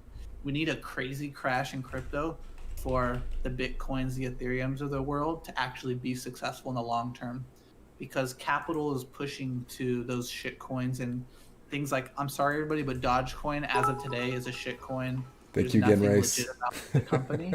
For Junes. Troll. What do you say? 100 bits for Junes. Lol. Nicely done, Rice. Nicely done. So yeah, so I think the first point is I think I would argue that a bigger crash has to happen. I mean, like something significant that scares all the scared money out of it, and people who, because like Literally- when I go online, Literally make there's the... nothing but bulls, bro. Everyone's like, buy the dip, buy the dip, even though it's has come down this much. Everyone's just like, buy the dip, buy the dip. That's all I see online. And Are you for me, talking like that's a red Reddit in flag. particular? Like StockTwits, like I'm on Oh, StockTwits all the yeah, time yeah. now because I've been posting there more often. Yeah. And all people say is buy the dip, buy the dip. A pump and 95% dump? of people are saying Yeah, buy the dip. yeah. Which for me, if there's that much, that's too positive about things. Like you need a certain level of bearishness for something to go up Yeah. You over need time. sustainability. What the? You need a balance. Yeah, exactly. How did I get stuck on that? That didn't make sense. So I think there has to be a crash in these shit coins to go to zero. Unfortunately, for people to lose a lot of money in crypto, so that all that money can start going to the legit products, like the legit projects. Yeah, I agree. But Bitcoin, Ethereum, Cardona. But do you all the think ones those people who are investing in shitcoins would ultimately be able to, shall I say, afford or want to purchase the higher price? Do you think? Well, but I think that's the same thing that happened during the dot-com bubble. Is there were legit companies back then, like companies that are legit today, like Cisco. If you don't know what Cisco is, they're a multi-billion-dollar company. That was a legit company that you should have bought during the dot-com bubble that you didn't. And eventually, after people lost thousands of dollars in the shitty tech company, I don't know. they eventually invested in something like Cisco, because that was a company that was still around. They showed crazy growth. Like there's positives that people eventually put their money into those what once were high growth stock, high growth tech names. And so that's kind of what I'm thinking might happen or might need to happen in the crypto space, for things like Bitcoin and Ethereum to survive. Because I think if people just keep making more coins and there's continuously more and It's more, going to dilute the market. it dilutes the market, and that's going to stop Bitcoin and Ethereum to actually being successful and really bringing it to the macro markets. Because the thing is like Bitcoin and Ethereum are never going to get legit enough if the dilution or the amount of coins doesn't decrease, because there's just too much money spread out. That's my personal opinion. But it would be unfortunate because there is a lot of people's money. So do you think, kind of theoretical money. here, do you think those same people who are buying shitcoins, I'm going to kind of rephrase my question, you think those people who are buying the shitcoins would ultimately be buying into Ethereum and Bitcoin anyway? Or do you think that's a completely different, shall I call it, investor? Or yeah, it's like the mindset of the investor, which is important, right? Yeah, That but kind of to legitimize, I think to your point, legitimize Bitcoin and some of the other coins that have real relevance and opportunity, do you think those same people would ultimately be buying in to Ethereum? Thanks, Rice. Appreciate you, man. To Ethereum and Bitcoin, or do you think they are? I don't want to say they don't matter. That's not what I want to say. But they're irrelevant when it comes to legitimizing the other coins, because they're so focused on just speculating on the shit coins, right? Like Ethereum over 100, yeah, well over $100. Ethereum Classic is dropped a little bit now, but a strong pullback. But when you're talking Bitcoin and some of these other ones, these aren't 10 cent, 1 cent Bitcoins. These are, legitimate coins trying to make a move to decentralize currency and so forth. So do you think these retail traders who are buying these shit coins would ultimately be buying Bitcoin anyway as a currency? Or are they opportunists trying to buy this stuff now because it's the hype? I'm curious to hear what other people have to say too. Yeah, I want to hear your guys' perspective too. Yeah, My Keen, you got it. opinion, Yeah. I think there's always going to be these smaller speculative companies, just like there's in the stock market. That's never stopped. And we can use the SPACs as an example. Like SPACs went up a bit and they pulled back, and there was basically like, I would say a SPAC crash that has yet to come back. Yeah, you're right, Jake. People are trying to next best thing. But what's I would say is what's eventually going to happen is, and it already has some for these speculative coins, is eventually, I see going big. because what people are doing is they just see like someone post something on Twitter, or they see something, they see a YouTube video about this little coin. They don't know anything about it, and they're just buying it because it's 2 cents, and if it goes at 10 cents, they made thousands of percent on their investment. Yeah, I agree with you, King. They're done buying a shit coin in the short term, but I think that's what's happening is people aren't buying it for the short term anymore. They're holding it on because they've seen things like Dogecoin go from 0.002 cents to 20 cents. They're like, oh, if Dogecoin can do that, then this little coin can do it too. But I think what people aren't doing, and this is saying that happened in the tech bubble, is people are just buying things to buy things. Yeah. And I think that's what's happening in crypto right now, is people are just buying things to buy things. They see, like I said, they see some little post, they see a chat room, and then they buy it. And obviously there's a lot more access, so I think things are moving more violently than they could have during the dot-com bubble. But in my mind, that's a super red flag for the overall market, is when you see these tactics starting to happen. It could happen for another year. I don't know how long that could go on for, but for me, it's starting to raise red flags. And I think for the crypto market to be successful in the long term, it needs a crash so all the money goes in the more legit projects. Yeah. That's just one perspective. I can agree with that. What was? Differently, but I mean, that's just my perspective on things. Yeah, 100%. I think that's accurate. I know we were talking the other day, and Jake was part of this, but Gemini, kind of on that same line of crypto. Gemini and the credit cards that are coming out, where you can kind of put your money. Yeah. I'm gonna throw up this other screen. Yeah, if you guys haven't already, Gemini, it's basically, they're trying to become like a Coinbase, I would say, is the easiest way to put it. And so they're coming out with a credit card and some other, I think crypto.com already has a credit card. But basically what they're doing is, instead of traditionally, you can get points. No. Crypto 30K and have it run to 60K. Lost. Yeah, I bought some Bitcoin at 30K, and I put it in the Discord chat. If you're not a part of that, join. Yeah, Bitcoin's a little expensive. We're buying fractions. Yeah. So Junes, this is something I think a lot of people don't have education on yet either, and it's by no one's fault. Is you don't have to buy a whole Bitcoin. You can buy $10 worth of Bitcoin. You can buy a fraction of a token.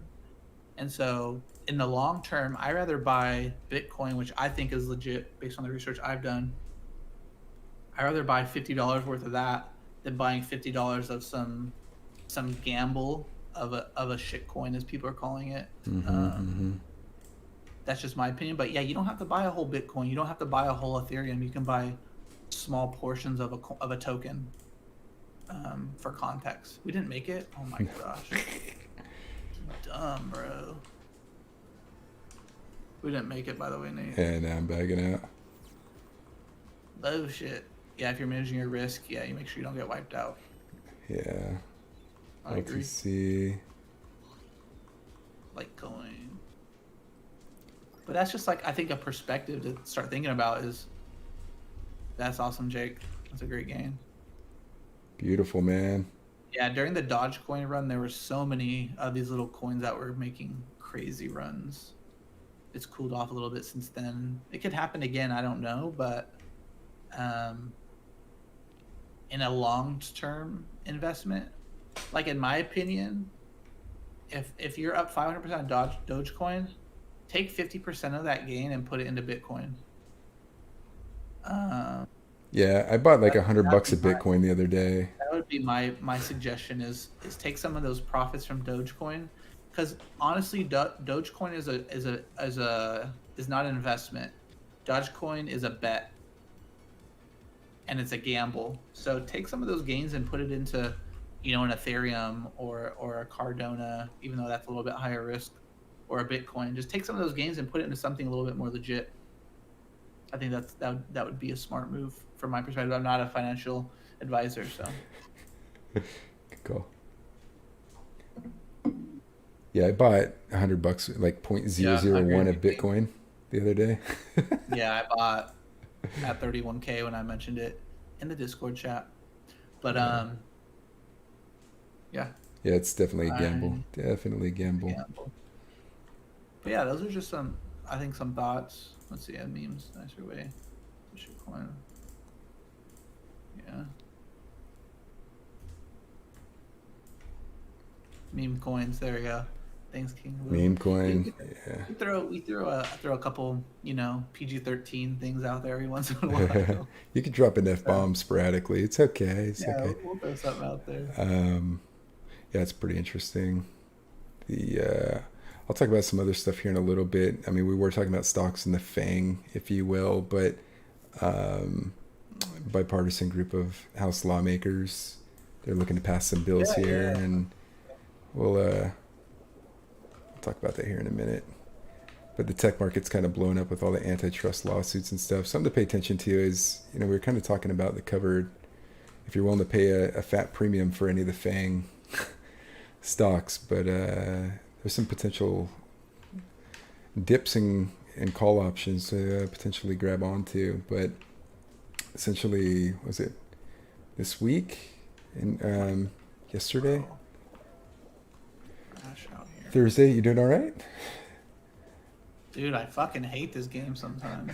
It's the worst fucking thing on the planet, dude. Nothing like getting beat by a bunch of 12-year-olds, man. Yeah, the Shiba coin was definitely just a little bet on things. Yeah, Shiba was building off of Dogecoin. The Dogecoin was definitely helping. That was, yeah. I mean, like, if you can afford it, like I always say, and I think a couple other people in this chat we've talked about this, it's like, I'd rather gamble my money in this and know I can earn it back and not like in a casino. Like, I actually just had this conversation with a family member today about gambling and stocks and all that kind of stuff. I'm like, I feel way more comfortable putting my money in stocks. I mean, I've lost some money in casinos, but plus stocks are kind of funner. Like, it's an ongoing thing. It's more fun. It's learning. Yeah. Oh my gosh! I think we made it though. Hell, dude. I think we made it though. But yeah, just heads up, folks. If you have any stocks in like Google, Facebook, Microsoft, any of the big tech companies, looks like the Congress is going to be looking at strapping down these tech firms. There's 5 new bills that came through that they're looking to get through Congress here pretty soon with the antitrust stuff. So that's, they're too big to fail kind of mentality. They own and dominate and have monopolized the market in some regards. And so they're looking at 5 different ones, specifically a conflict of interest bill where they would have that you can't own and operate a business that would incentivize their own products. Like Amazon, for example, is the perfect paradigm for this, where they have really built their own products and have been able to sell those over other products in the marketplace. Then you have a self-preference bill, like Google, for promoting their own products as well in the search in and of itself, like YouTube and clips like that, not physical products like Amazon products.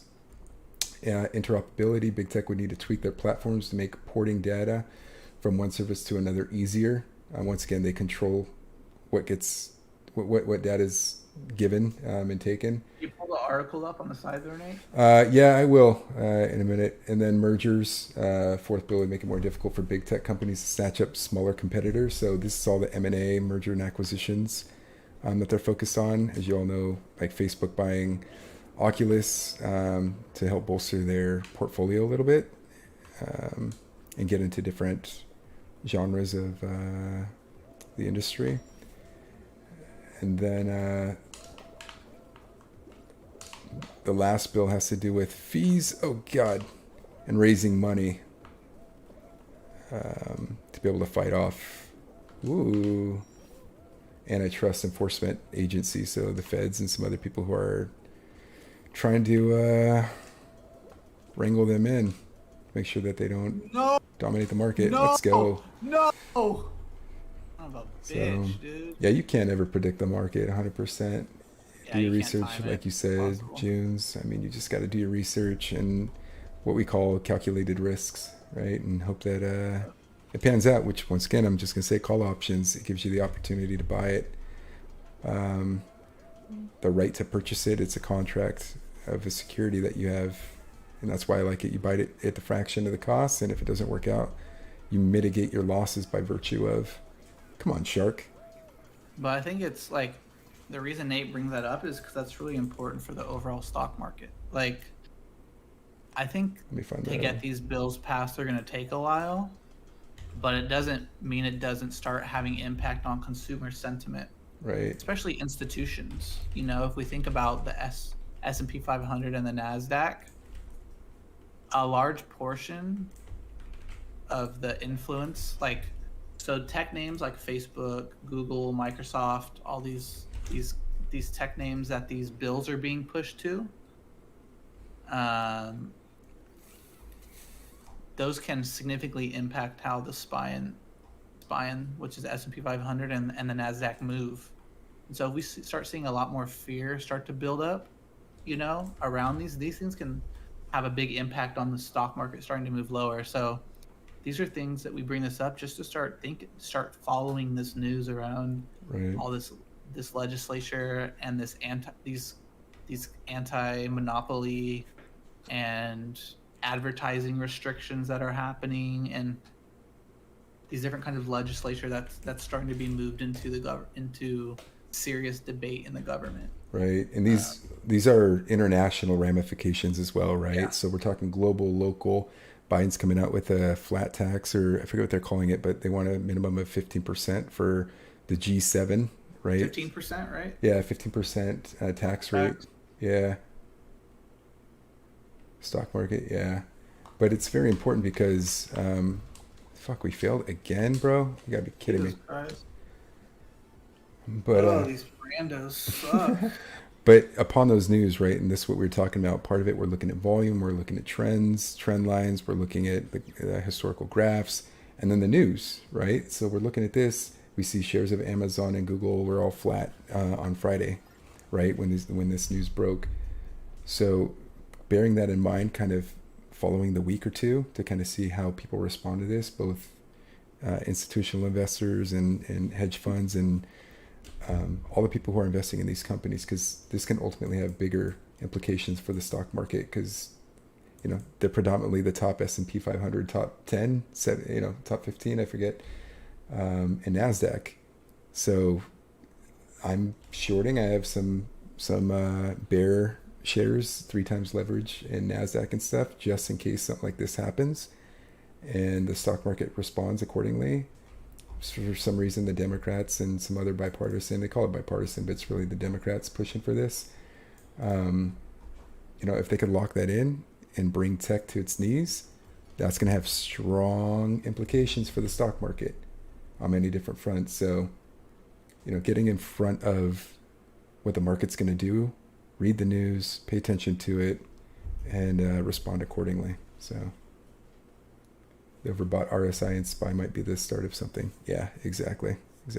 I mean, S&P's at all new highs too, right? Yeah, I think it broke above and kind of testing those all-time high area. Right. It's right on the verge. So we're looking at that, but And like as we mentioned earlier, we're doing Subscriber Sunday. So if you subscribe, we'll be doing just a stream. And I said if we get more than 5 people subscribe today, then I'll do that Subscriber I think we're Sunday at 3 tomorrow. or 4. So if we get to 5, I'll do it this weekend or tomorrow, I should say. In the next 24 hours. Yeah, in the next 24 hours, if we get to 5, then I'll be doing it. But oh my gosh, dude, get the hell out of my way. Um, but yeah, I'll be going over that. Oh my. Um, Oh, somebody yeah, disconnected already? Jesus. yeah, in the near Yeah, future. SQQ. Yep. That's the one. Yep.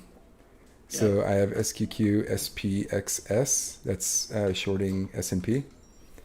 And so we've talked about this as well in the past, dollar Yep. cost averaging. So I'm slowly building up. Oh my God. Slowly building up SQQQ and SPXS. I will say I bought a bunch of XPXL, which is a leveraged bull of SP and 500. You're right over there. I wish we had a. Oh shit! Let's go, James. Thank you. Appreciate you, man. Love you, man. Long time Yeah, friends. we've been talking about SS Long time or BFFs. SQQQ. That was cool. We've been Yeah. talking about that for a while, and we actually first talked about it when the first pullback came a few weeks ago. When we predicted the market was going to come to make a little pullback, which it did. Yeah, thanks for subscribing, Jins. You a real one for that. Yeah. Um, Yeah, King. I'm holding on to mine. Like yeah, part of my portfolio is in the red. very soon. Like I have long-term red holds, meaning it's not making me. I'm losing money. I don't mind seeing red when I wake up in the morning, and look at my Just want more portfolio. green. Yeah, I know how to respond to that. I know that red's gonna go away at some point, so I'm just hanging on to it. And the SQQ and the leveraged bear and bull runs are interesting. How do we keep getting fucking eliminated, man? Funny. We're Like, killing it, but our teammates are garbage. yeah, But but yeah, as I mentioned, tomorrow we'll be covering more in depth on the stock market. There's some really interesting points that I've been pulling together I'm about gonna do extreme inflation guy fall. and do some charting on the S&P 500 and Nasdaq, where there might be a little bit more upside. We can jump to that topic a little bit, but so also think of building up SQQ. Yeah, I will be buying it very shortly in the next couple of weeks. I've been buying it for the last 3 months. Yeah, I think So. we first mentioned it back in April, I think. So we talked about it I've been first. slowly building it. Yep. It's gonna happen. It's a matter of time, right? Dollar cost averaging. So DCA and the heck out of it right now. That we talked about a couple weeks ago, last week. This week's becoming a blur. I do think we have a little more time. Yeah, I agree with you, King. There's a lot of momentum. That kind of goes into the next point. It's really interesting. So on Friday or Thursday, we came out with the CPI numbers. So Oh yeah. we've been talking about this every week because it's really important to pay attention to. Do we have that article? The CPI came out. I don't remember if I have the chart for it. I'll pull it up. I have it in the PowerPoint, but I don't know if I have it in. But the CPI number went to 5%, which is the highest it's been since. I'll pull up The last time CNBC article. Yeah, we could. The last time it was that high was in 2006 or 2008. So that's a lot of years ago. So that's really interesting. But what's really strange, something strange happened on Friday, is when we hit 5% on the CPI, which means inflation is growing. It's starting to get to a worrisome number. But strangely, TLT, which is the 20-year bond, also went up. So in theory, kind of to break down how it works is interest rates and CPI typically go the same direction, but CPI and TLT, which is a 20-year bonds, go in opposite directions typically. But what we saw is CPI and TLT go in the same direction, which is really strange. So TLT going up lets us know that people think that interest rates are actually going to go lower, which is really strange. Because typically, like I said, CPI and interest rates go in the same direction, but the market's starting to price in that they think interest rates are going to go lower again, which the market right now thinks that interest rates and CPI are actually going to start going lower, which is a really strange indicator based on everything that's been happening. That was a lot in a sentence, but it's you get the trophy for the longest running sentence. yeah, that was a fucking long sentence. But it was very informative. I'm just saying. The main thing to know is CPC going up means bond rates should go down. The 20-year bond should go down. Is what should happen, but it didn't, which is a strange phenomenon that people are trying to figure out right now. So with the TLT going up, it makes me think that there's a little bit more space for the stock market to go upwards. And so that's my projection based on how things are going. I think we'll get a little bit more upside in the QQQ and the SPY, which means that some of the stocks that you like might be going a little bit higher in the short term. So right now, like personally, I'm not buying anything long term right now. Say I'm not making any 6-month investments currently. Anything. Thanks for posting that, King. I heard it in the Discord. I'm only buying things that I want to hold for a couple weeks to a month right now. Oh, this guy's a troll. That's the only things I'm holding. So you're doing pretty hard swing trading on that one. Yeah, I'm doing, and that's what I've been posting in Discord lately. I've just been kind of highlighting some more short-term swing trades this month or so. And again, I keep promoting it, but Subscriber Sunday, I'm really excited because I like to get geeked out in the technicals. He does. He does. But I'll be going into all the charts and all the details about inflation, CPI, interest rates, and kind of start showing a picture with a bunch of graphs of where the market could be headed at a more tactical and detailed level. So on that, yeah, it's just something to keep your mind around. This used car thing is pretty freaking insane. I was going to use the other F-bomb, but the used car market and the inflation rate on that, 7.3 on 1 month, growing. 29%, 30% in the last year. Yeah. Like, and that goes back to the whole Hertz thing as well that we've been talking about. They're coming out of bankrupt. We called that one a while back, and so that's something, King, that I've been looking at. They don't qualify for covers at this point in time, but they're they're OTC at the moment. They're probably going to come out here relatively soon. Much longer. Yep. We'll see. We will see. I think they're going to. I don't know what the price is going to be. I don't want to quote anything here, but it's going to be a lot more than where they're at. I'm thinking double digits by the end of summer. So. And again, I keep saying it, but tomorrow on Subscriber Sunday, I'm going to be talking about the technicals of Hertz a little bit more specifically, and it's looking like it wants to break out, and kind of putting some projections for that price. Nice. Yep. Covering that tomorrow. What the? Are you fucking kidding me? This game, bro. Oh my god, I'm gonna die. I'm gonna die. Don't die, Nate. It's not worth it. Your life matters more than that. Go. Go. No, get the. You almost pushed me off, bro. Let's go, man. We're supposed to be on the same team here.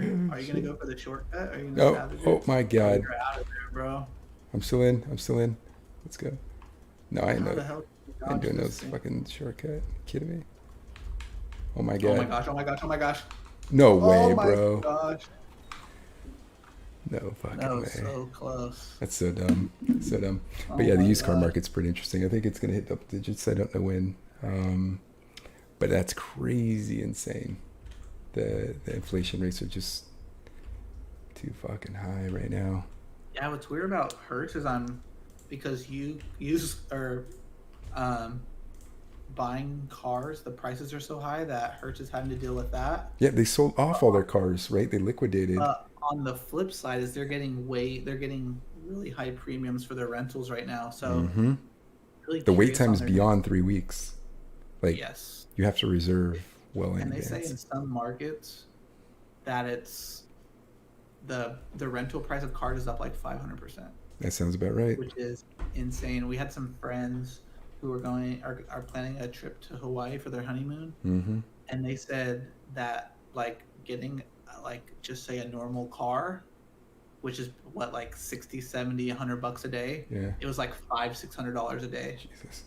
to rent a car. That's way And too so I'm much. curious if Hertz's increase in revenue is higher than the extra cost they're paying to buying new cars. The revenue's And gonna. we're just gonna have to see if they were making more money than they're spending, and I'm not sure yet. Let's go. It's the rat race. Let's go. Let's go, Dill. Get it. Get it. The yeah, Hertz. We called that out a while back. I actually bought quite a few at 90 cents back when I first learned about this. Like I said, I'm digging deep on these. That might be the greatest call of your life right there, bro. Probably the next one we've been talking about. This is 50-50. This is even more risky, I would say. Yeah, TA. Wait, why is it pulling up? How about TAWNF? TAW. Yeah, did I type that in wrong? Yeah. Thai Airways. TAW. Yeah, or whatever. It doesn't come up on Market, but it does on Google.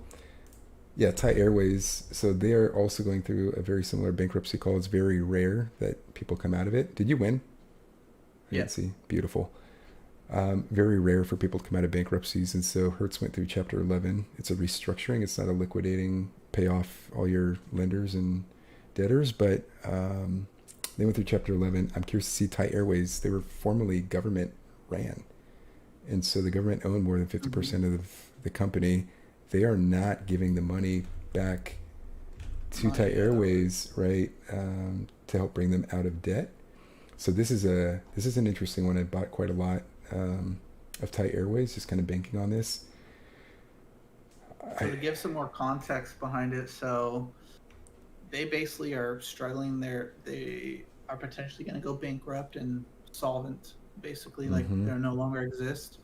But the people who own a lot of debt on the company basically said, we'll restructure the debt. We'll make it so that Thai Airways can survive.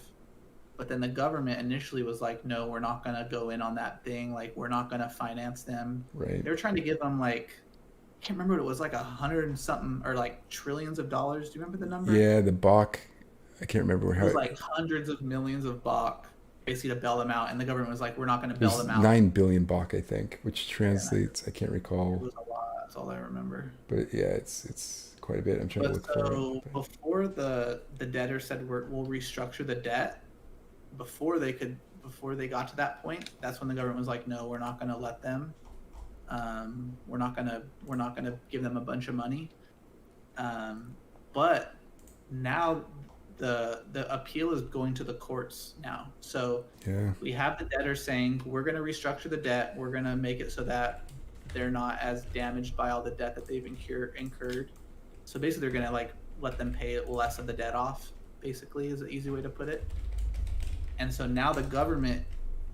Now we're going to see the government was supposed, or the courts were supposed to rule on it a couple weeks ago, but they delayed it till, I don't remember when they did. It might be this month. Yeah, it was a month, 2 weeks ago, probably the end of this month. And so we'll see what the courts say. But if the courts agree with the debtors and the government buys on to give them some financing to survive, this could be, I don't think it's going to be as high of an increase as Hertz was, because it's a little bit different scenario. Airways in way more debt. They're in a much tougher situation that Hertz was. But we could see this potentially move upwards some more if the courts rule in favor of the scenario that's currently happening. So this is an OTC name, so you can't buy it on Robinhood. What's that? Webull might have it. I'm not sure. I haven't checked. But this is something to keep an eye on. It's moved up. We called it out at 16 cents. I would say if it moves back to the 16 to 12 cent range, I would consider this a buy. It's a little iffier at the 24 cent Is it on TD, Ameritrade? I know it's on E-Trade. It's on TD. Yeah, it's on TD. Yeah. But this is something to keep an eye out on. It's very interesting. If it comes back down a little bit. Right. This is one I'm willing to gamble on. Yeah. Yeah. Their valuation. Oh my gosh, bro. This motherfucker got in my way. Oh, that was going to be a win, too. I'm really good at this level, typically. Damn. Want to rock some rocket? You want to do some drop ball? I can do that. It's fine. It's up to you. You Yeah, feeling it? We could talk some trash in game. All right. let's do it. Fucking bitches. But yeah, so this is their revenue is already higher than their valuation, so market cap, but they're in crazy debt right now. They're not making money. I think they might have made money last quarter, but they haven't made money for the last year and a half. Yeah. No, they haven't So that's made. why their Yeah. that's why their valuation is so much lower than the revenue they're coming in. But it's interesting.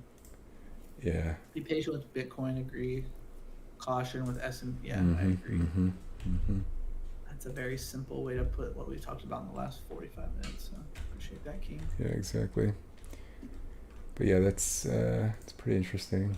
And Chipotle, kind of on this inflation and crazy world right now. Just a note, I don't know if anybody's investing in Chipotle, but they're going to be increasing their minimum wage, or because they increased minimum wage, now they have to increase their prices. I forget the percentage. I'll pull it up, and that's on top of a bunch of the other stuff that's happening currently.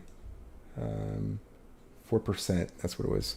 Raising prices 4%, which doesn't seem like a lot, but if you're an investor, you have to look at that and determine, is that worth it. And I know they're trying. I mean, they're paying people bonuses to bring people to work. They're having trouble hiring people at this point in time as well. So very curious to see how that plays out. Labor and materials are starting to cost. We could try Fortnite, I guess. I don't know. What do you think? Fort or Rocket? I don't know if I have it downloaded. Okay. Yeah, Chipotle's up there. Wish I could control it. Yeah, it's crazy. So one of my homies back in, I don't know, when Chipotle, I wasn't investing in stable names back then. I was just doing What are you hopping in? stocks. I didn't buy it. You doing Rocket? I'm trying to open some shit up right now. But I told my homies, like, buy this. It's at 350. I don't think it's going any lower, and he bought it at 350. So Nice. he's living real nice right now for that easy win on Chipotle. Beautiful, beautiful. Rocket. If anybody wants to play Among Us, let us know. Run this shit again. I don't have it downloaded, Nate. I know.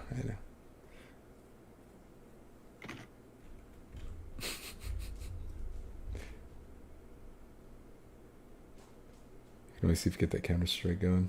You want to do a quick reboot? I think we're kind of done with the stock talk. Yeah, we can keep the rest of.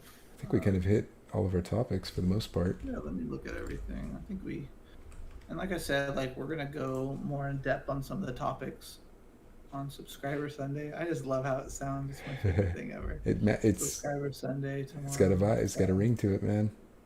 So I'm gonna dive into some of the crypto charts a little bit more tomorrow, more specifically, like what's going on technically. Technically, I've been posting a lot on Stock Twit, so you can find it on there. But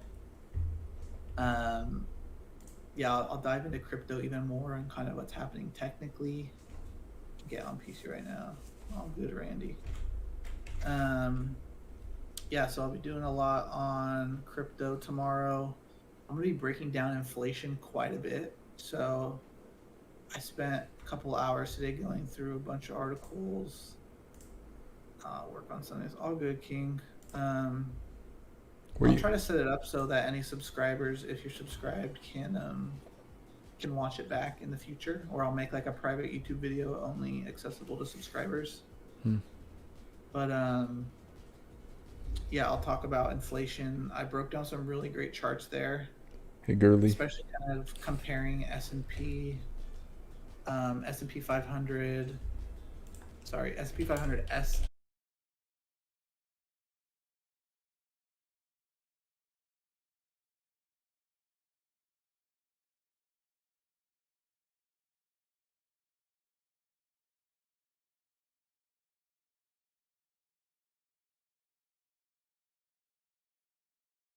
On.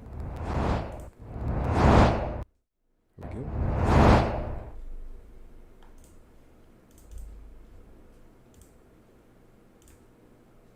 Are you there?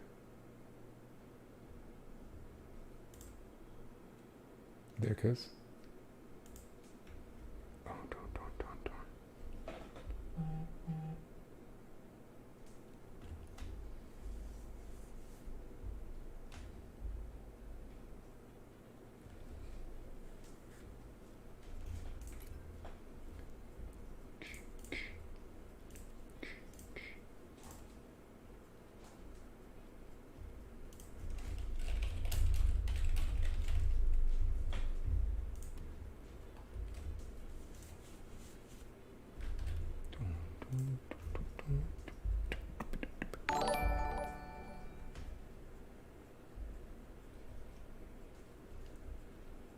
Da.